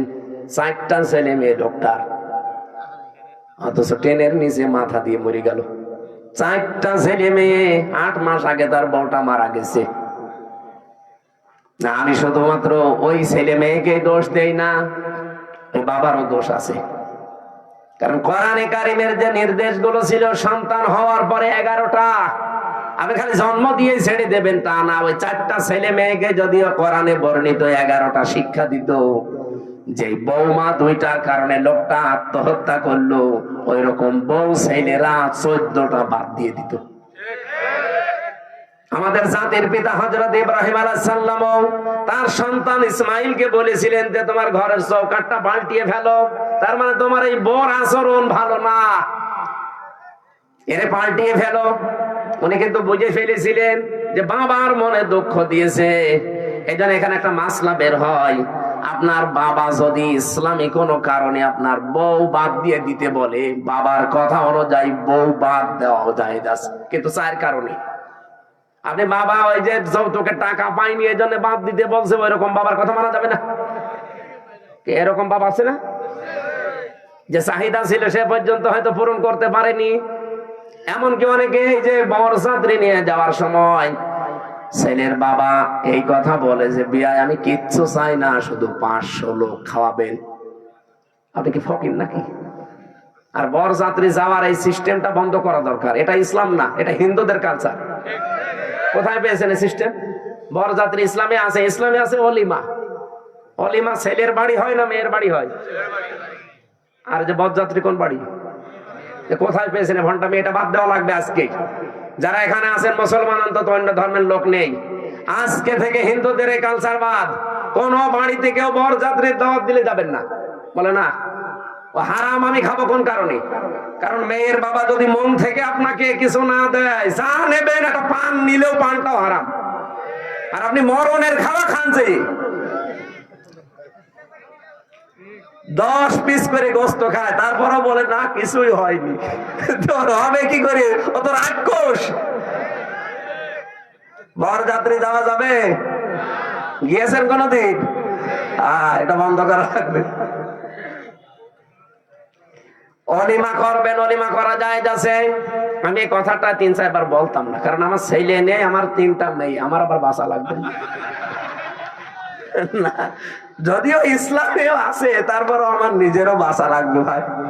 বারবার করে বলছি, বরযাত্রী যাওয়া, অলিমা করা হয় ছেলের বাড়িতে, ছেলের বাবারা বুঝুক না। এই যে এই লোকটা ট্রেনের নিচে মাথা দিয়ে মরে গেল, এই যদি ছেলে মেয়েকে আল্লাহর পরে মা বাবার স্থান, এটা যদি কোরআন থেকে হাদিস থেকে ছোটবেলা থেকে শেখাতো এই দিনটা, তাহলে এই 2টা ছেলে ওর বউ দরকার হয় বাদ দিয়ে দিত, তারপরও বাবাকে ভাবে বাড়ি থেকে বের করে দিত না। লোকটা সারাদিন বাড়িতে জায়গা পায়নি, শেষ পর্যন্ত স্টেশনে না খেয়ে সারাদিন ছিল, সকালবেলা যে মরে গেছে। এরকম সন্তান যেন কারো না হয়। আরে সন্তানের তো শুধু দোষ না ভাই, আপনি ওইভাবেই তৈরি করেছেন তাকে। আল্লাহর পরে যে আপনার স্থান সে তো জানেই না। এখানে মাসলা হচ্ছে বাবার কথা যদি শরীয়ত সম্মত হয়, বাবা যদি বলে বউ রাখা যাবে না, এর ভেতরে আমি শরীয়তের এই জিনিসগুলো ভুল পাই, তাহলে বাদ দিয়ে দেওয়া লাগবে। কিন্তু মায়ের কথা শুনে বউ তালাক দেওয়া জায়েজ নেই। এই মাসলাটা মনে রাখবেন। বাবার সম্মান কিন্তু মায়ের চাইতে খুব বেশি না, 3 গুণ বেশি মায়ের মর্যাদা। কয় গুণ? কিন্তু মায়ের কথা শুনে কেউ বউ তালাক দেওয়া জায়েজ নেই, কারণ শাশুড়ির সাথে আর বৌমার সাথে সম্পর্ক মেয়ে আর মায়ের মতো জীবনও হয়নি, হবেও না। আর যেখানে হয় সেটা একেবারে সোনায় সোহাগা। শাশুড়ি যারা এসেছেন, বৌমা যদি আপনার ছেলেকে ভালোবাসে বেশি, তার সাথে অন্তত অন্তরঙ্গ থাকে বেশি, অনেক শাশুড়ি বলে আমার বৌমা আমার ছেলের দখল করে ফেলেছে। আরে আপনার তো নামাজের সেজদায় পড়ে শুকরিয়া আদায় করা দরকার যে আপনার ছেলে অন্তত শুধু বউ নিয়ে ব্যস্ত থাকে, অন্য জায়গায় লাইন করে না। ছেলের শখের জন্য একটু ছাড় দেওয়া যায় না? এখানে যারা শাশুড়ি বসে আছেন, অবশ্যই আপনাকে ছাড় দেওয়া লাগবে, কারণ আপনার ছেলের সুখের জন্য 10 মাস 10 দিন আপনি কষ্ট করেছিলেন, 22 থেকে 25 বছর একাধারে কষ্ট করলেন। এখন আরেকজনের হাতে অন্তত সে আছে, তার সুখের জন্য একটু স্যাক্রিফাইস করা লাগবে আপনাকে। এরকম শাশুড়ি আমরা চাই। এরকম মা আমাদের দরকার নেই। এই মার এদিকে মন পাওয়া যায় না, ওদিকে বউর মন পাওয়া যায় না, শেষে আমরা রোগী হয়ে যাই। এরকম পরিবার দেশে নেই, বলেন নেই? না, সম্মানিতা শাশুড়ি যারা আছেন, আপনাদের আমি হাতে পায়ে ধরে বলছি, আপনার বৌমার সাথে আপনি মেয়ের মতো ব্যবহার করেন। পরিবারে হানকা শান্তি আনতে হলে এটা আপনার লাগবে। খালি খাই খাই নাই নাই এ করে করে এই যে অশান্তি তৈরি করে রাখেন ছোটখাটো জিনিস নিয়ে। হয়তো বৌমার জন্য 1000 টাকার একটা শাড়ি কিনেছে, মায়ের জন্য 800 টাকা দিয়ে 200 টাকা কম বেশি এই ঝগড়া চলছে। আমাকে বেশি বলে ফেললাম। এরকম পরিবার দেশে নেই? আপনি মনটা উদার করতে পারেন না যে আমি তো সারা জীবন অন্তত ভোগ করেছি, এখন যুবতী মেয়ে ওরা করুক, আর আপনার বাইরের মানুষ হতো আপনার ছেলের অন্তরঙ্গ, একটু শান্তিতে থাকলে আপনার ছেলেও শান্তিতে থাকবে। আমি বহু পরিবার এরকম অশান্তি দেখি শুধুমাত্র এই শাশুড়ির ছোট মনের কারণে। নাকি নাটোরে আমার মনে হয় বেশি বলা হয়ে গেল। আছে এরকম মানুষ, আমি জানি। সম্মানিতা মা বোন যারা এসেছেন, বিশেষ করে পুত্রবধূ, আপনি আর 100 বছর পরে বললাম তো থাকবেন না, আল্লাহর কসম, দুনিয়া যেহেতু থাকার জায়গা না, শাশুড়িকে নিজের মায়ের মতো ভাবতে শুরু করেন আজকে থেকে। এত মুরব্বী মানুষের কিছু উল্টা পাল্টা হতেও পারে, নিজের মা বাবা ভুল করলে তো মাফ করে দেন। আর অন্যের মা এখন মনে করছেন শাশুড়ি তো আমার মা না, কিছু হলে স্বামীর কানে তুলে দেন, তার মনটাও তো খারাপ হয়ে যায়। আর আমি নিজে একজন স্বামী, যত স্বামী এখানে বসে আছে প্রত্যেক স্বামীর পক্ষ নিয়ে বলতে পারি, আপনি যদি সত্যি আমার মন চান, আমার মাকে বাবাকে নিজের মা বাবার মতো আপনাকে মনে করা লাগবে, নয়তো জীবনও আপনি আমার মন পাবেন না। হয়তো উপরে আপনাকে ভালোবাসবো আমার ছেলে মেয়ের কারণে, কিন্তু জীবনও আপনি আমার মন পাবেন না। আশা করছি এটা একটু ছাড় দেবেন, নিজের মা বাবার মতো আপনি মনে করে দেখেন, দেখেন পরিবারটা একটা মিনি জান্নাত হয়ে যাবে। বিশ্বনবী জানিয়েছেন, পরিবার যখন কোন স্ত্রী লোক মারা যায় অবস্থায় যে তার স্বামী তাকে দেখে বলে যে না, আমার বউ কিন্তু সত্যি আমার মন মতো ছিল, নবীজি বলেন এই স্বামী স্ত্রীর লাশ দেখে যদি গ্যারান্টি দিতে পারে ওই স্ত্রী জান্নাতি। নামাজ পড়ে নাই, রোজা রাখে নাই, পর্দা করে নাই, কথাগুলো এখানে নেই। খাদিজাতুল কুবরার পুরা জীবনী পড়লাম, জীবনে 1 ওয়াক্ত নামাজ পড়েননি, একটা রোজা রাখেননি, জীবনে একদিনের জন্য পর্দায় থাকেননি, জীবনে একটা হজও করেননি, একটা টাকা যাকাতও দেননি, কিন্তু তাকে আমার আল্লাহ নিজে সালাম পাঠিয়েছেন। এই একজন মাত্র মহিলা পৃথিবীতে যাকে আল্লাহ নিজে সালাম দিয়েছেন, আর নিজে জান্নাতে ঘর বানিয়ে তার জন্য সুসংবাদ পাঠিয়েছেন এই একটা মাত্র মহিলা।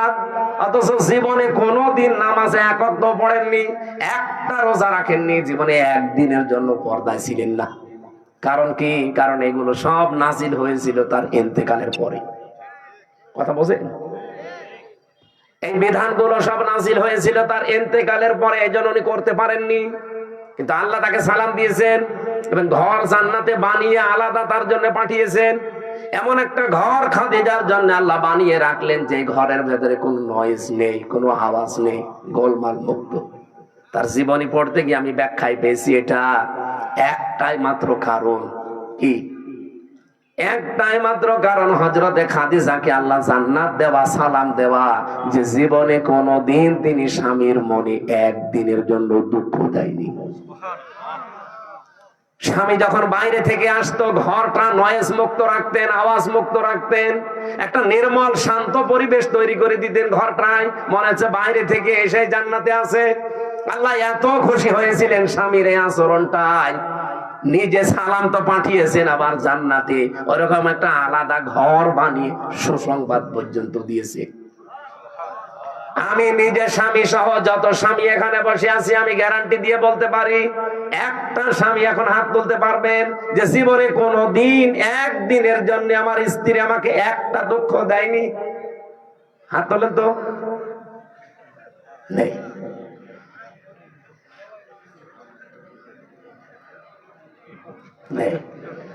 এই দুইজন তো হাত তুলতে পারে। ক্যামেরা এদিকে মারো না, আমি হাসির জন্য বলি নাই, চিন্তা করে দেখেন আমিও হাত তুলতে পারলাম না, যদিও ম্যাডাম মনে হয় দেখছে, যা করে করুক, কপালে যা আছে হবে।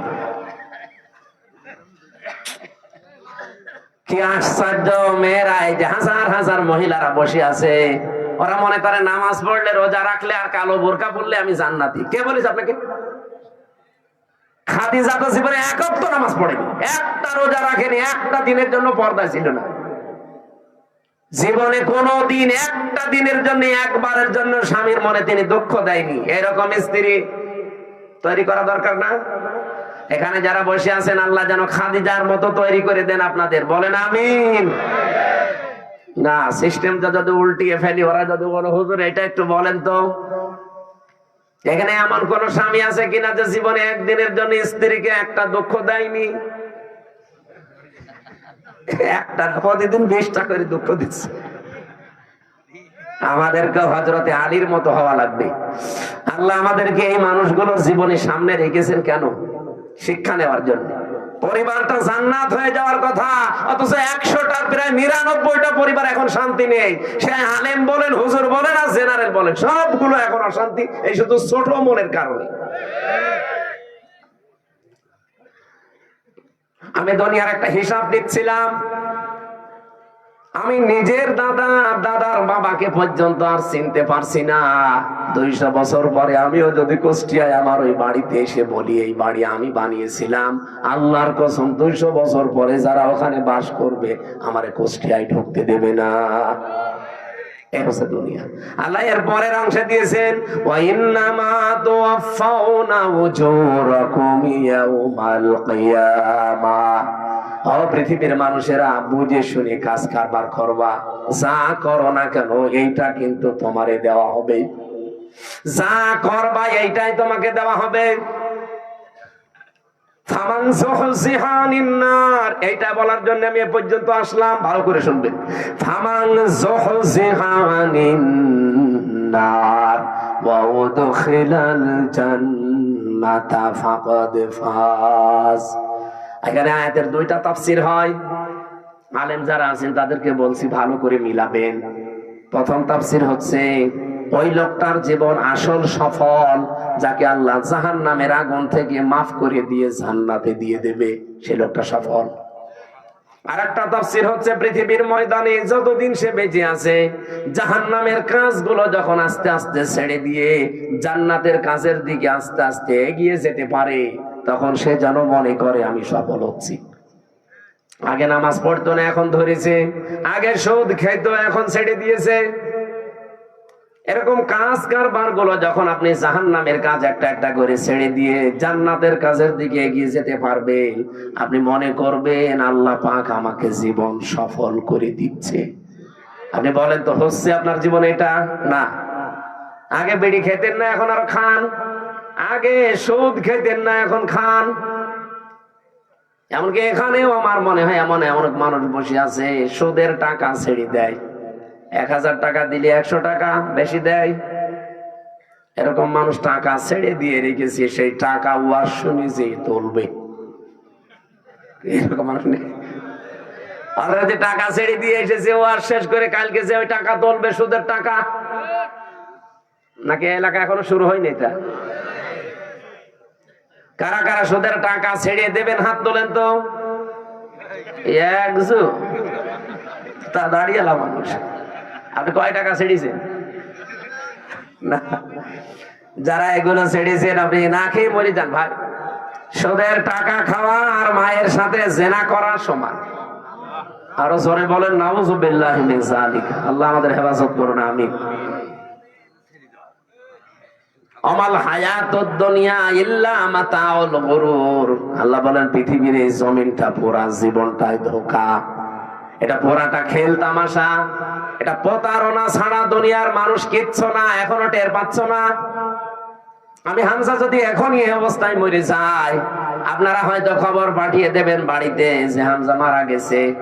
আমার স্ত্রী আমার ম্যাডামে কাঁদতে কাঁদতে বেহুশ হয়ে যাবে, আমি জানি, এত ভালোবাসি। হয়তো 2-3 দিন 5 দিন 7 দিন খাওয়া দাওয়া হাফ হয়ে যাবে, খেয়ে না খেয়ে পার করবে। 4 মাস 10 দিনের ভেতরে দেখবেন সব স্বাভাবিক হয়ে গেছে। কি তাহলে আমার নিজের একা না, প্রত্যেকের জীবনে এইটা 4 মাস 10 দিনের ভেতরে ঠিক আমার শ্বশুর ম্যাডামের নিয়ে অন্য জায়গায় বিয়ে দিয়ে দেবে। কি মাত্র 4-5 দিন সংসার করার পরে ওর বাবার কল দিয়ে বলবে, আব্বা হামজা তো আর কি ছিল, এখন যেটা দিয়েছেন এটা 100 গুণ ভালো। এই হচ্ছে দুনিয়া। আল্লাহ এটা আমাদের বুঝিয়েছেন যে আমাল হায়াতুদ দুনিয়া ইল্লা মাতাউল গুরুর। যে হায়াত শব্দটা আছে না, এইটার ব্যাখ্যা করার জন্য আমি আয়াত পড়লাম। আপনাদের কষ্ট হচ্ছে নাকি ভাই? আর আধা ঘন্টা থাকা যাবে না? অনেক ব্যস্ত মানুষ আছে তো, এই জন্য আমি তাড়াতাড়ি করছি, এরা আবার চলে যাবে তো। আমার ভাইরা, আল্লাহ রাব্বুল আলামিন শুরু করলেন আয়াতের শুরু থেকে দেখবেন, আল্লাযী খালাকাল মাউতা ওয়াল হায়াতা। আমি এমন আল্লাহ কি তোমাদের মউত আর হায়াত আমি বানিয়েছি। এবার চিন্তা করেন, আল্লাহ আয়াত শুরু করার আগে কিন্তু হায়াত আগে দেননি, আগে দিয়েছেন মউত। কি দিয়েছেন?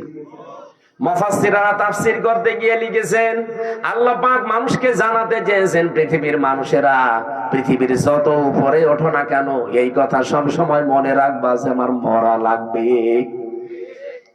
কি করা লাগবে? আমি প্রধানমন্ত্রী না, আমি সারা পৃথিবীরা যদি মরল হয়ে যায়, এই চিন্তা সব সময় পেছনে রাখবা যে আমার মরা লাগবে। তাহলে দুনিয়ার জীবনটা পরিচ্ছন্ন থাকবে তোমার।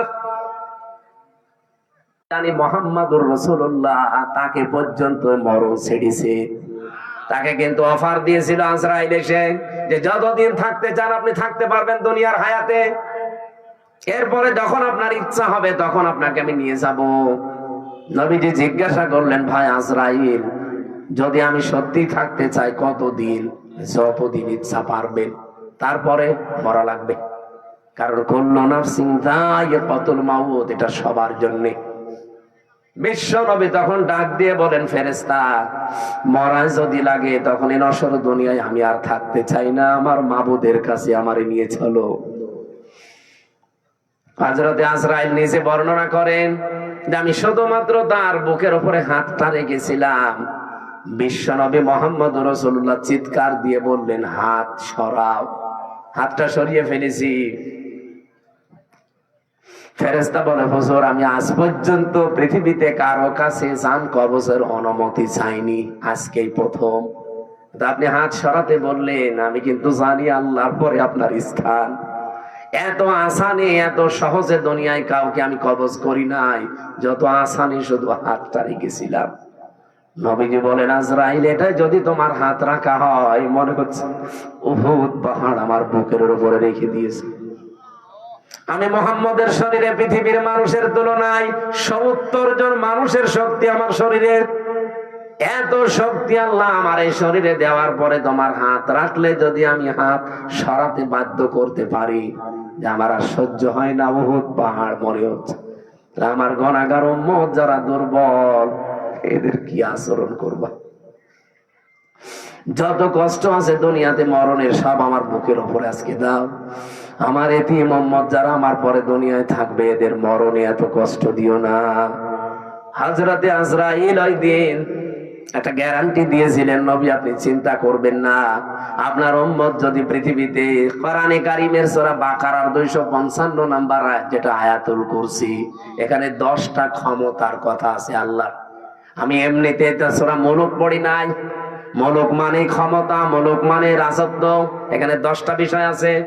এই 10টা বিষয় যদি কোনো মানুষ নিজে পড়তে পারে ফরজ নামাজের পর, আর এই 10টা বিষয় যদি তার প্র্যাকটিক্যাল লাইফে আমল থাকে, এর উপরে যদি জীবন চালাতে পারে, আমি ফেরেশতা গ্যারান্টি দিলাম, মায়ের স্তনে বুক লাগিয়ে মুখ লাগিয়ে মানুষ যেভাবে ঘুমিয়ে যায় ঠিক ওইভাবেই সে ঘুমিয়ে যাবে।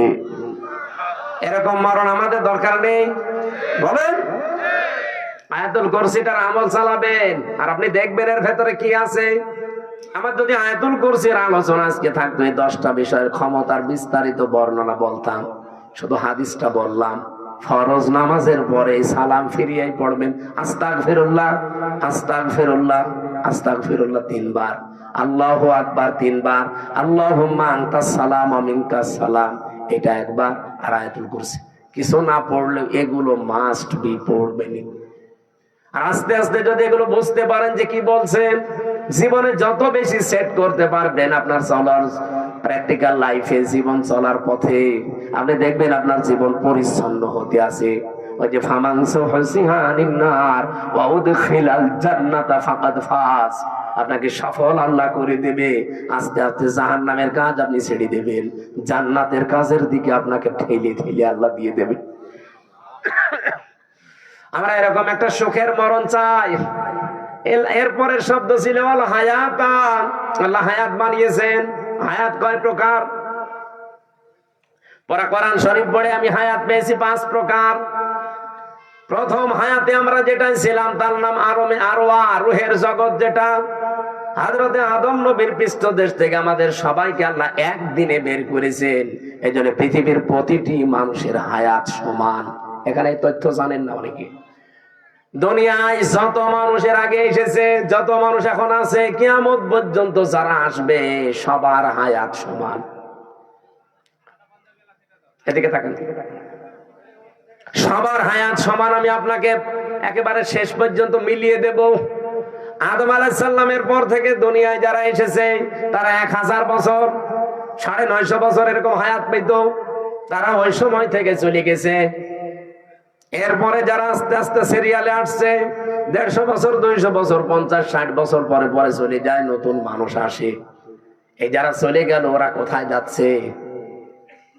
এই যে হায়াত 5 প্রকার বললাম কেন? আল্লাহ পাক প্রথম হায়াত দিয়েছে আলমে আরওয়া, যেটা আমরা সবাই একসাথে ছিলাম। দ্বিতীয় হায়াতের নাম হচ্ছে আলমে বুতুন, যেটা মায়ের পেটে থাকা লাগে নির্ধারিত সময়, সর্বনিম্ন থাকা লাগে 6 মাস, সর্বোচ্চ 10 মাস 10 দিন, ওটা একটা নির্ধারিত বিরায়। এরপরে আরেকটা হায়াত আছে, তার নাম আলমে দুনিয়া, যেটা আমরা আছি এখন। এরপরে সামনে আরো 2টা বাকি আছে। একটা হচ্ছে আলমে বারজাখ, যেটা কবরের জগৎ বলে। অমিউরাইহিম বারজাখুন ইলা ইয়াউমি ইউবআসুন। তোমাদের এরপরে একটা পর্দার আড়ালের জগৎ আসতেছে, তার নাম বারজাখ, কবর। এরপরে তোমাদের ওঠা লাগবে আলমে আখিরাত, আখিরাতের জগতে। কয়টা পেলাম জগৎ? বলেন বলেন। একটা অলরেডি পার হয়ে গেছে নাকি? 2টা পার হয়ে গেছে। একটা আলমে আরওয়া আর একটা আলমে বুতুন, মায়ের পেট। সামনে আর 2টা বাকি আছে, মাঝখানেরটায় আছে। আরে আগে 2টা গেলে পরে 2টা থাকলে মাঝখানেরটায় থাকা যায় না। এবার একেবারে কিয়ামতের আগের 5 দিন আগে যে লোকটা আসবে দুনিয়ায়, সেও তো মারা যাবে। কথা বলে না কেন? আদম নবীর পরে যে লোকটা দুনিয়ায় এসেছিল সে 900 বছর মনে করেন ছিল। এই 900 বছর পরেই তো এখন তার আলমে বারজাখ শুরু হয়ে গেছে, কবরের জগৎ। আর কিয়ামতের 5 দিন আগে যে লোকটা আসবে সেও তো কবরে 5 দিন থাকবে। এই যে আমি হায়াত সমান বললাম প্রত্যেকের, কেন বলেছি জানেন? আমরা তো সব একদিনে আদমের পিঠ থেকে বের হয়েছিলাম, কিন্তু আগে পরে আসার কারণে প্রত্যেকের কবরের জগৎ কিন্তু একই। হয়তো তারা আগে পাল্টিয়েছে, আমরা পরে আসতেছি। আমরা চলে যাওয়ার পরে যারা আসবে ওরা তো এখন ওই রকম কবরের জগতে আছে। বারজাখন মানে কি? এই পর্দার আড়াল। এই যে পর্দা দেওয়া আছে, এর পেছনে যারা আছে ওরা সিরিয়াল করে আসবে, আমরা ওখানে চলে যাব। তাহলে পৃথিবীতে যত মানুষ এসেছে আসবে, এখন আছি, সবার হায়াত কিন্তু সমান। হয়তো দুনিয়ার হায়াত একটু কম বেশি হয়, তা 5 বছর, কেউ 10 বছর, কেউ 50-100 বছর, কিন্তু আলমে আখেরাতের যে জগৎ, বারজাখের জগৎ, আলমে যেটা ওই যে কি আরওয়ার জগৎ, রুহের জগৎ, এগুলো সবার জন্য সমান। এই 5টা হায়াত আল্লাহ আমাদেরকে দিয়ে বলেন কেন দিলাম? এই মাঝখানের হায়াতটা জানো, দুনিয়ার জগৎ যেটা, লিয়াবলুয়াকুম আইয়ুকুম আহসানু আমালা। আমি আল্লাহ দেখতে চাই তোমাদের ভেতরে এই ছোট্ট হায়াতে সবচাইতে ভালো কাজ কে করে আসতে পারো। আল্লাহ কি কাজ দেখতে চেয়েছেন? আল্লাহ আকসারু আমালা দেয়নি যে বেশি কাজ, না, আল্লাহ ভালো কাজ চাই। বিশ্বের অন্যান্য দেশে ঘুরলাম, তারা যতটুকু কাজ করে কাজটা ভালো করে, এজন্য টেকসই হয়। আমাদের দেশে কাজ বেশি হয়, কাজটা ভালো হয় না, এজন্য টেকসই হয় না। বঙ্গবন্ধু টানেলে এখনই পানি আরম্ভ হয়েছে। পরশু দিনও আমি আসলাম, চট্টগ্রামের বঙ্গবন্ধু টানেলের নিচ দিয়ে এখন পানি উঠতেছে বাম পাশ দিয়ে। 100 বছরের টার্গেট নিয়ে বানানো। এই যে পাবনা রূপপুরের এই যে কি কি ব্রিজ যেন, এটা কত বছর চলছে বলেন? ওর নিজের মেয়াদ শেষ হয়ে গেছে, তারপরও যা সেটাই আছে। আপনার তো কাজ আল্লাহ বেশি চাই না, দুনিয়ায় কাজ চাই, ভালো কাজ। কি চাই আল্লাহ? জানে আকসার আমালা দেয়নি যে বেশি বেশি কাজ করো না, কাজ আপনি অল্প করেন, কিন্তু কাজটা যেন, আরো জোরে বলেন, আহসানু আমালার ব্যাখ্যায় আমি আর একটা জিনিস পেয়েছি।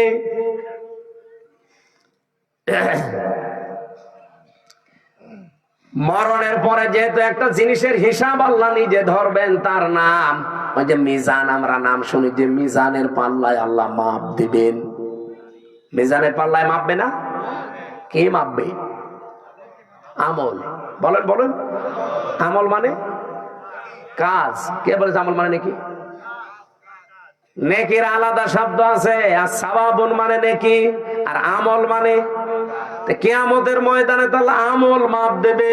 আমল মানে, আবার বলছি বাংলায়, বলেন বলেন, আর একবার বলেন ইংরেজিতে, ওয়ার্ক। খুব ভালো করে এই বিষয়টা নিজের সিরিয়ালে মিলাবেন, আপনার জীবন পাল্টিয়ে যাবে। আল্লাহ বেশি কাজ চাইনি, ভালো কাজ চেয়েছে। কেন? যেহেতু মরণের পরে আপনার কাজ মাপা হবে। আমার এবার প্রশ্ন এই 2 জনের কাছে, আর এখানে যারা আছে আলেমরা তাদের কাছে। সারা জীবনই শুনে আসলাম যে কিয়ামতের দিন আল্লাহ মাপ দেবে আমল, কাজ। আর কি দিয়ে মাপবে? মিজানের পাল্লা দিয়ে। মিজানের পাল্লা মানে দাড়ি পাল্লা। এটা শুনিন? কিয়ামতে যে আল্লাহ মাপবে, কিসের পাল্লায়? দাড়ি পাল্লায় মাপবে। কোরআন হাদিসে কোন জায়গায় পড়িয়েছেন যে দাড়ি পাল্লায় আল্লাহ মাপবে? আর আপনার কমন সেন্স নেই। এই যে এই স্টেজটা যদি এই ভাইকে বলি এটা একটু মেপে দেন, উনি দাড়ি পাল্লায় তুলে দেবে। এটা মাপার জন্য আলাদা একটা যন্ত্র আছে। কি দিয়ে মাপবে? ফিতা দিয়ে। কথা বলছেন না কেন? এই যে পানির বোতল দিয়েছিল, এখন যদি বলি ভাই পানিটা মেপে দেন, ফিতা দিয়ে মাপবে। কি দিয়ে? ওটা দাড়ি পাল্লা আছে, স্ক্যান আছে। আমার এখন শহর এসেছে, ওনারা যদি বলি ভাই মেপে দেন, পানির বোতল দিয়ে দেবে। কি দিয়ে?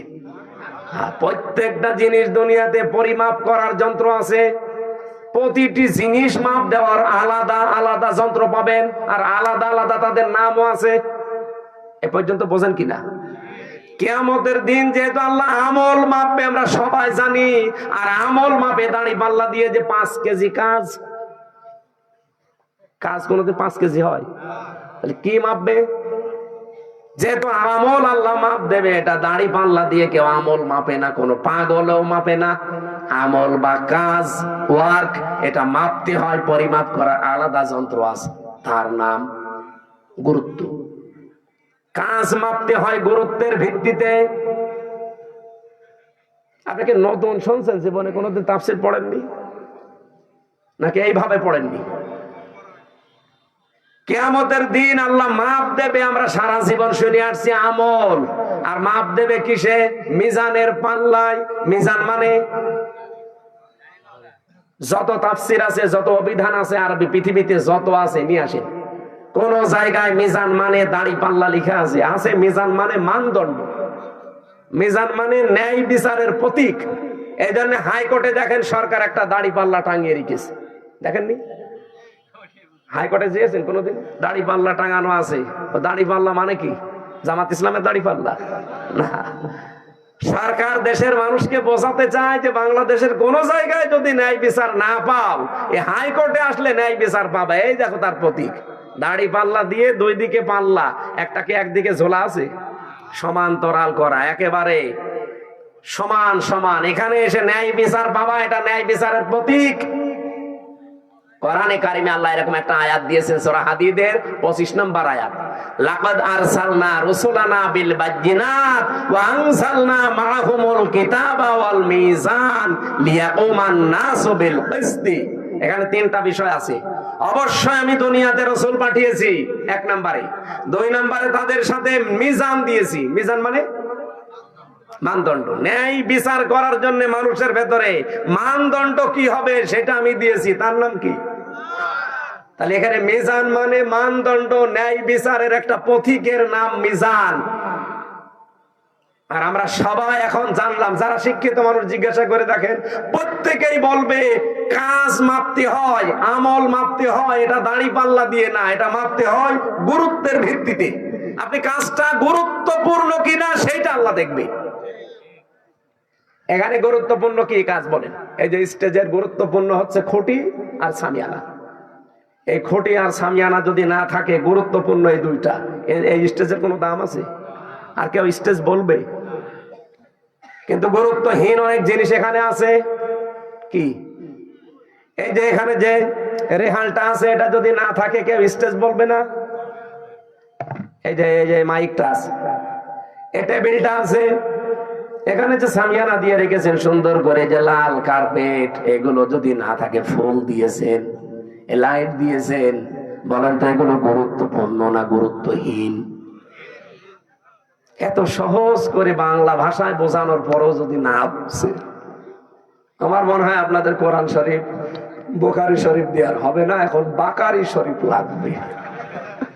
তাছাড়া কিভাবে বলবো বলেন তো? সারা জীবন কি শুনে আসলো যে কিয়ামতের দিন মিজানের পাল্লায় আমল মাপবে। আমল মানে কাজ।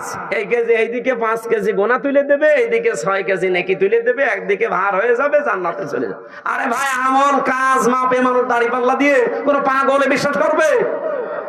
কাজ মাপতে হলে গুরুত্বের ভিত্তিতে মাপা লাগে। আমি এই ভাইকে বললাম, ভাই কুষ্টিয়ায় যান, এই কাজটা করে আসেন। বিকালে বেলা দেখে উনি কাজে না যেয়ে ওই নাটোরের মোড়ে মার্বেল খেলছে। আমার কথার গুরুত্ব দিয়েছে? কাজের গুরুত্ব দিয়েছে? আল্লাহ পৃথিবীতে গুরুত্বপূর্ণ কাজ দিয়েছেন আমাদের জীবনে 500টা। কয়টা? এই কোরআনে আছে 6666 আয়াতের 500 আয়াত শরীয়তের বিধান গুরুত্বপূর্ণ, যেটাই খুঁটি আর সামিয়ানার মতো। এটা না থাকলে যতই আনুষঙ্গিক কাজ করেন, একটা কাজের মূল্য থাকবে না। কারণ খুঁটি নেই, সামিয়ানা নেই, জীবনে এখানে কেউ আসবেও না স্টেজ বলি। আমি আশা করি কথা কি বোঝাতে চাই আপনি বুঝেছেন। জীবনের গুরুত্বপূর্ণ এই কাজগুলো আজ আমাদের নেই। গুরুত্বহীন যেগুলো, এই টিস্যু বক্স, এই যে এইটা, এই যে সামিয়ানা, এই যে মাইক, এই কার্পেট, এগুলো না হলেও চলে। হয়তো ওইগুলো নিয়ে আমরা আজ মারামারি করছি। বলেন, ওইগুলো নিয়ে আজ বাংলাদেশে মারামারি, শুধু দল বেদলে বিভক্ত। অথচ এই 500 আয়াত নিয়ে কোনো জায়গায় মারামারি হয় না। এই 500-র ভেতরে একটা আইন হচ্ছে আল আকিমুদ্দিন ওয়ালা তাতাফাররাকু ফি। এই জমিনে আল্লাহর দ্বীন কায়েম করা লাগবে, এখানে কোনো ফতোয়াবাজি চলবে না। এই জায়গায় কোনো ফতোয়া নেই, যত ফতোয়া সব মাথায় টুপি কয়কলি দিয়েছেন এটা নিয়ে। আরে রাজশাহী, চাঁপাইনবাবগঞ্জ, নওগাঁ, নাটোর, এগুলোতে আরো বেশি। আমিন জোরে বলবেন, আসতে বলবে, এই নিয়ে মারামারি করে। গুরুত্বপূর্ণ কাজগুলো আগে করেন, কারণ কিয়ামতে আল্লাহ এইটাই মাপবে। মানুষের কাজ মাপতে হয়, আমল মাপতে হয় গুরুত্ব কি, গুরুত্বের সাথে। গুরুত্বহীন না গুরুত্বপূর্ণ, এইটা আল্লাহ দেখবে। আল্লাহ আমাদেরকে যেহেতু গুরুত্বপূর্ণ কাজ করার জন্য 4টা বিষয় আমি এখানে পেয়েছি। কোন কাজ আপনি আমি ভালো মনে করলে হবে না, এটার জন্য শর্ত 4টা। কাজটা ভালো কিনা শর্ত কয়টা? 1 নম্বরে কাজের জন্য জ্ঞান থাকা লাগবে, যেটা আমরা আরবিতে এলেম বলি। যে কোনো কাজ হাতে নেওয়ার আগে দেখতে হবে ওই বিষয়ে লোকটা জ্ঞানী কিনা। বাংলাদেশে এমন এমন মন্ত্রী ছিল, সারা জীবন পড়েছে আইন নিয়ে, আর তারে দিয়েছে খাদ্য মন্ত্রী, ওই যে টাকটা গম চুরি করেছে। আরে ভাই, যে বিষয়ে পড়েছে আপনি তারে সেই বিষয় দেন। ও পড়লো সারা জীবন আইন নিয়ে, ওরে আপনি খাদ্য দিয়ে রেখেছেন, ও খাদ্যের কি বুঝবে?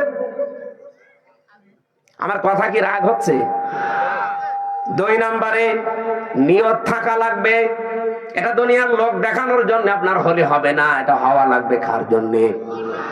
এই জন্য যারা কালেমা পড়েন লা ইলাহা ইল্লাল্লাহ, তাদেরকে আল্লাহ শিখিয়েছেন, তুই বল কুল ইন্না সালাতি ওয়া নুসুকি ওয়া মাহইয়ায়া ওয়া মামাতি লিল্লাহি রাব্বিল আলামিন।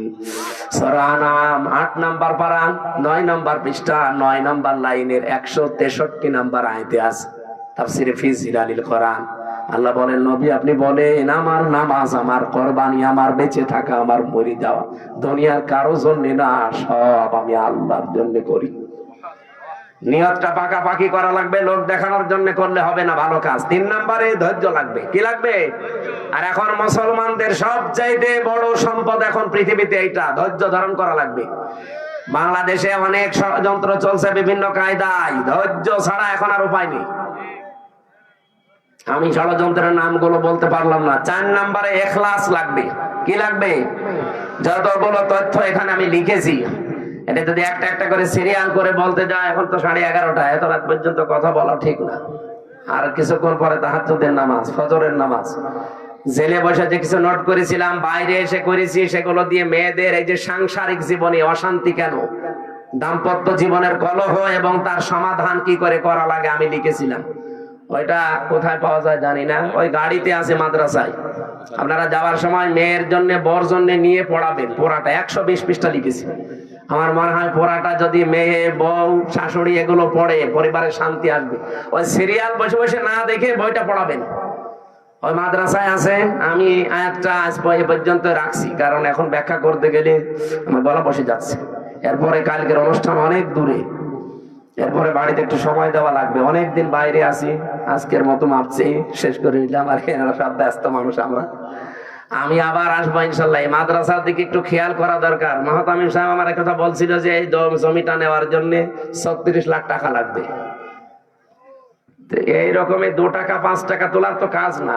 এখানে দরকার বড় বড় যারা ডনার আছে তাদের।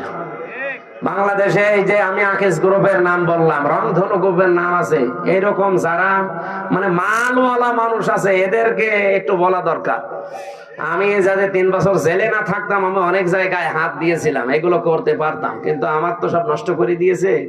এখন আপনি একটু যোগাযোগ রাখেন, আর সামনে আমরা দেখবো বড় কিছু করা যায় কিনা দিনের জন্য। আর আপনারা এলাকার মানুষেরা যতটুকু পারেন সাহায্য করবে, আল্লাহ আমাদের তৌফিক দিন। এখন যারা মেহমান আছেন, আপনারা যদি কিছু বলেন আপনারা বলেন, আমরা মুনাজাত করবো।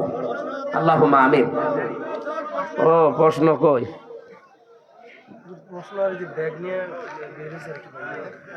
এই মাদ্রাসার বাচ্চারা যারা যাচ্ছে আপনাদের সামনে, অথবা ড্রাম দেওয়া থাকলে অবশ্যই যাওয়ার সময় সাধ্য মতো দিয়ে যাবেন। জান্নাতি কি ছেলে ও মেয়েদের আলাদা হবে? মায়ের পায়ের নিচে সন্তানের জান্নাত, আর স্বামীর পায়ের নিচে স্ত্রীর জান্নাত, এটা কিভাবে কি? জান্নাত কি ছেলে ও মেয়েদের আলাদা হবে? এটা আমি বুঝলাম না। হ্যাঁ হ্যাঁ, প্রত্যেকের জন্য তো আলাদা জান্নাত, তার সাথী থাকবে আলাদা, হুর গেলমান যেটা আছে আলাদা। মায়ের পায়ের নিচে সন্তানের জান্নাত, এইটা ঠিক আছে। আর জান্নাতু তাহতা আকদামিল উম্মাহাত, কিন্তু এই স্ত্রীর বা স্বামীর পায়ের নিচে স্ত্রীর জান্নাত, এটা হাদিস না, এটা বানানো কথা। আমরা নিজেরা বানিয়েছি খেদমত নেওয়ার জন্য। আমাদের খেদমত করা লাগবে, এটা ঠিক আছে। এটা আর কি এত প্রশ্ন, বাবা বাবা, এত পড়তেই লাগবে অনেক সময়। এটা মনে হচ্ছে কোনো মায়ের একটা প্রশ্ন। আমি দেখবো ইনশাআল্লাহ, মোনাজাতের পরে দেখছি। আল্লাহুম্মা আমিন। লা ইলাহা ইল্লা আনতা সুবহানাকা ইন্নী কুনতু মিনাজ জালিমিন। লা ইলাহা ইল্লা আনতা সুবহানাকা ইন্নী কুনতু মিনাজ জালিমিন। এই মোনাজাতটা বসে করেন ভাই, বসে বসে বসে। এই মোনাজাতটা যে যেখানে আছেন ওখানে বসেন, মোনাজাত বসে করেন। মোনাজাত শেষ হোক, গাড়ি থেকে বইটা নিয়ে বাড়ি যাবেন, বসেন। রব্বানা আতিনা ফিদ দুনিয়া হাসানা ওয়া ফিল আখিরাতি হাসানা ওয়া কিনা আযাবান নার। রব্বুল আলামিন, গভীর রজনী, এখন রাত 11:30 পার হয়ে গেছে। দুনিয়ার কোন মানুষের কথা শোনার জন্য আমরা এত রাত জেগে থাকি না। তোমার কালাম শোনার জন্য যারা এত পাগল, এই নাটোরের মানুষগুলোকে ওমরের মতো বানিয়ে দাও। এ মাহফিলের আয়োজন যারা করেছে এলাকার মানুষকে সাথে নিয়ে, রব্বুল আলামিন তোমার কোরআন প্রচার হবে, প্রসার হবে, এই নিয়তে যারা এগিয়ে এসেছে প্রত্যেকের দিকে তোমার রহমত এগিয়ে দাও। মাহফিলের সম্মানিত সভাপতি জনাব মাহবুবুল আলমকে মঞ্জুর করো, তার ব্যবসা বাণিজ্যে বরকত দাও।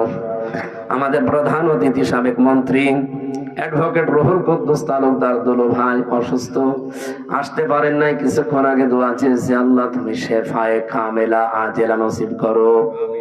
তার জীবনের ভালো কাজগুলো মঞ্জুর করো, অন্যায় কাজ জীবনে মানুষ হিসাবে করলে এগুলো মাফ করে দাও। রব্বুল আলামিন, তোমার ইলমে যদি জানা থাকে জনগণের খেদমত হবে, তোমার ইসলামের কাজ হবে, মেহেরবানি করে তার দায়িত্বশীল বানিয়ে দাও। যত অতিথি এখানে এসেছে অনেকগুলো মানুষের নাম তারা দিয়েছে।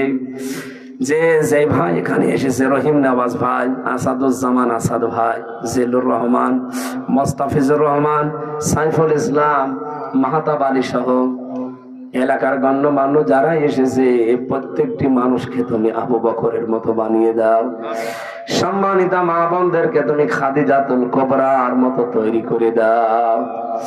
3টা বছর জালেমের জেলখানায় আমি অসুস্থ হয়ে গেছি, আল্লাহ তুমি আমার কণ্ঠটা আগের মতো ছেড়ে দাও, আমার শরীরটা তুমি আগের অবস্থায় ফিরিয়ে দাও। রব্বুল আলামিন, এলাকায় মাটির নিচে যারাই ঘুমিয়ে আছে কোরআনের ইজ্জতে আজকেই ক্ষমা করে দাও। এ মাদ্রাসার যত প্রয়োজন আছে আল্লাহ এলাকার মানুষের দিল মন চকিয়ে দাও।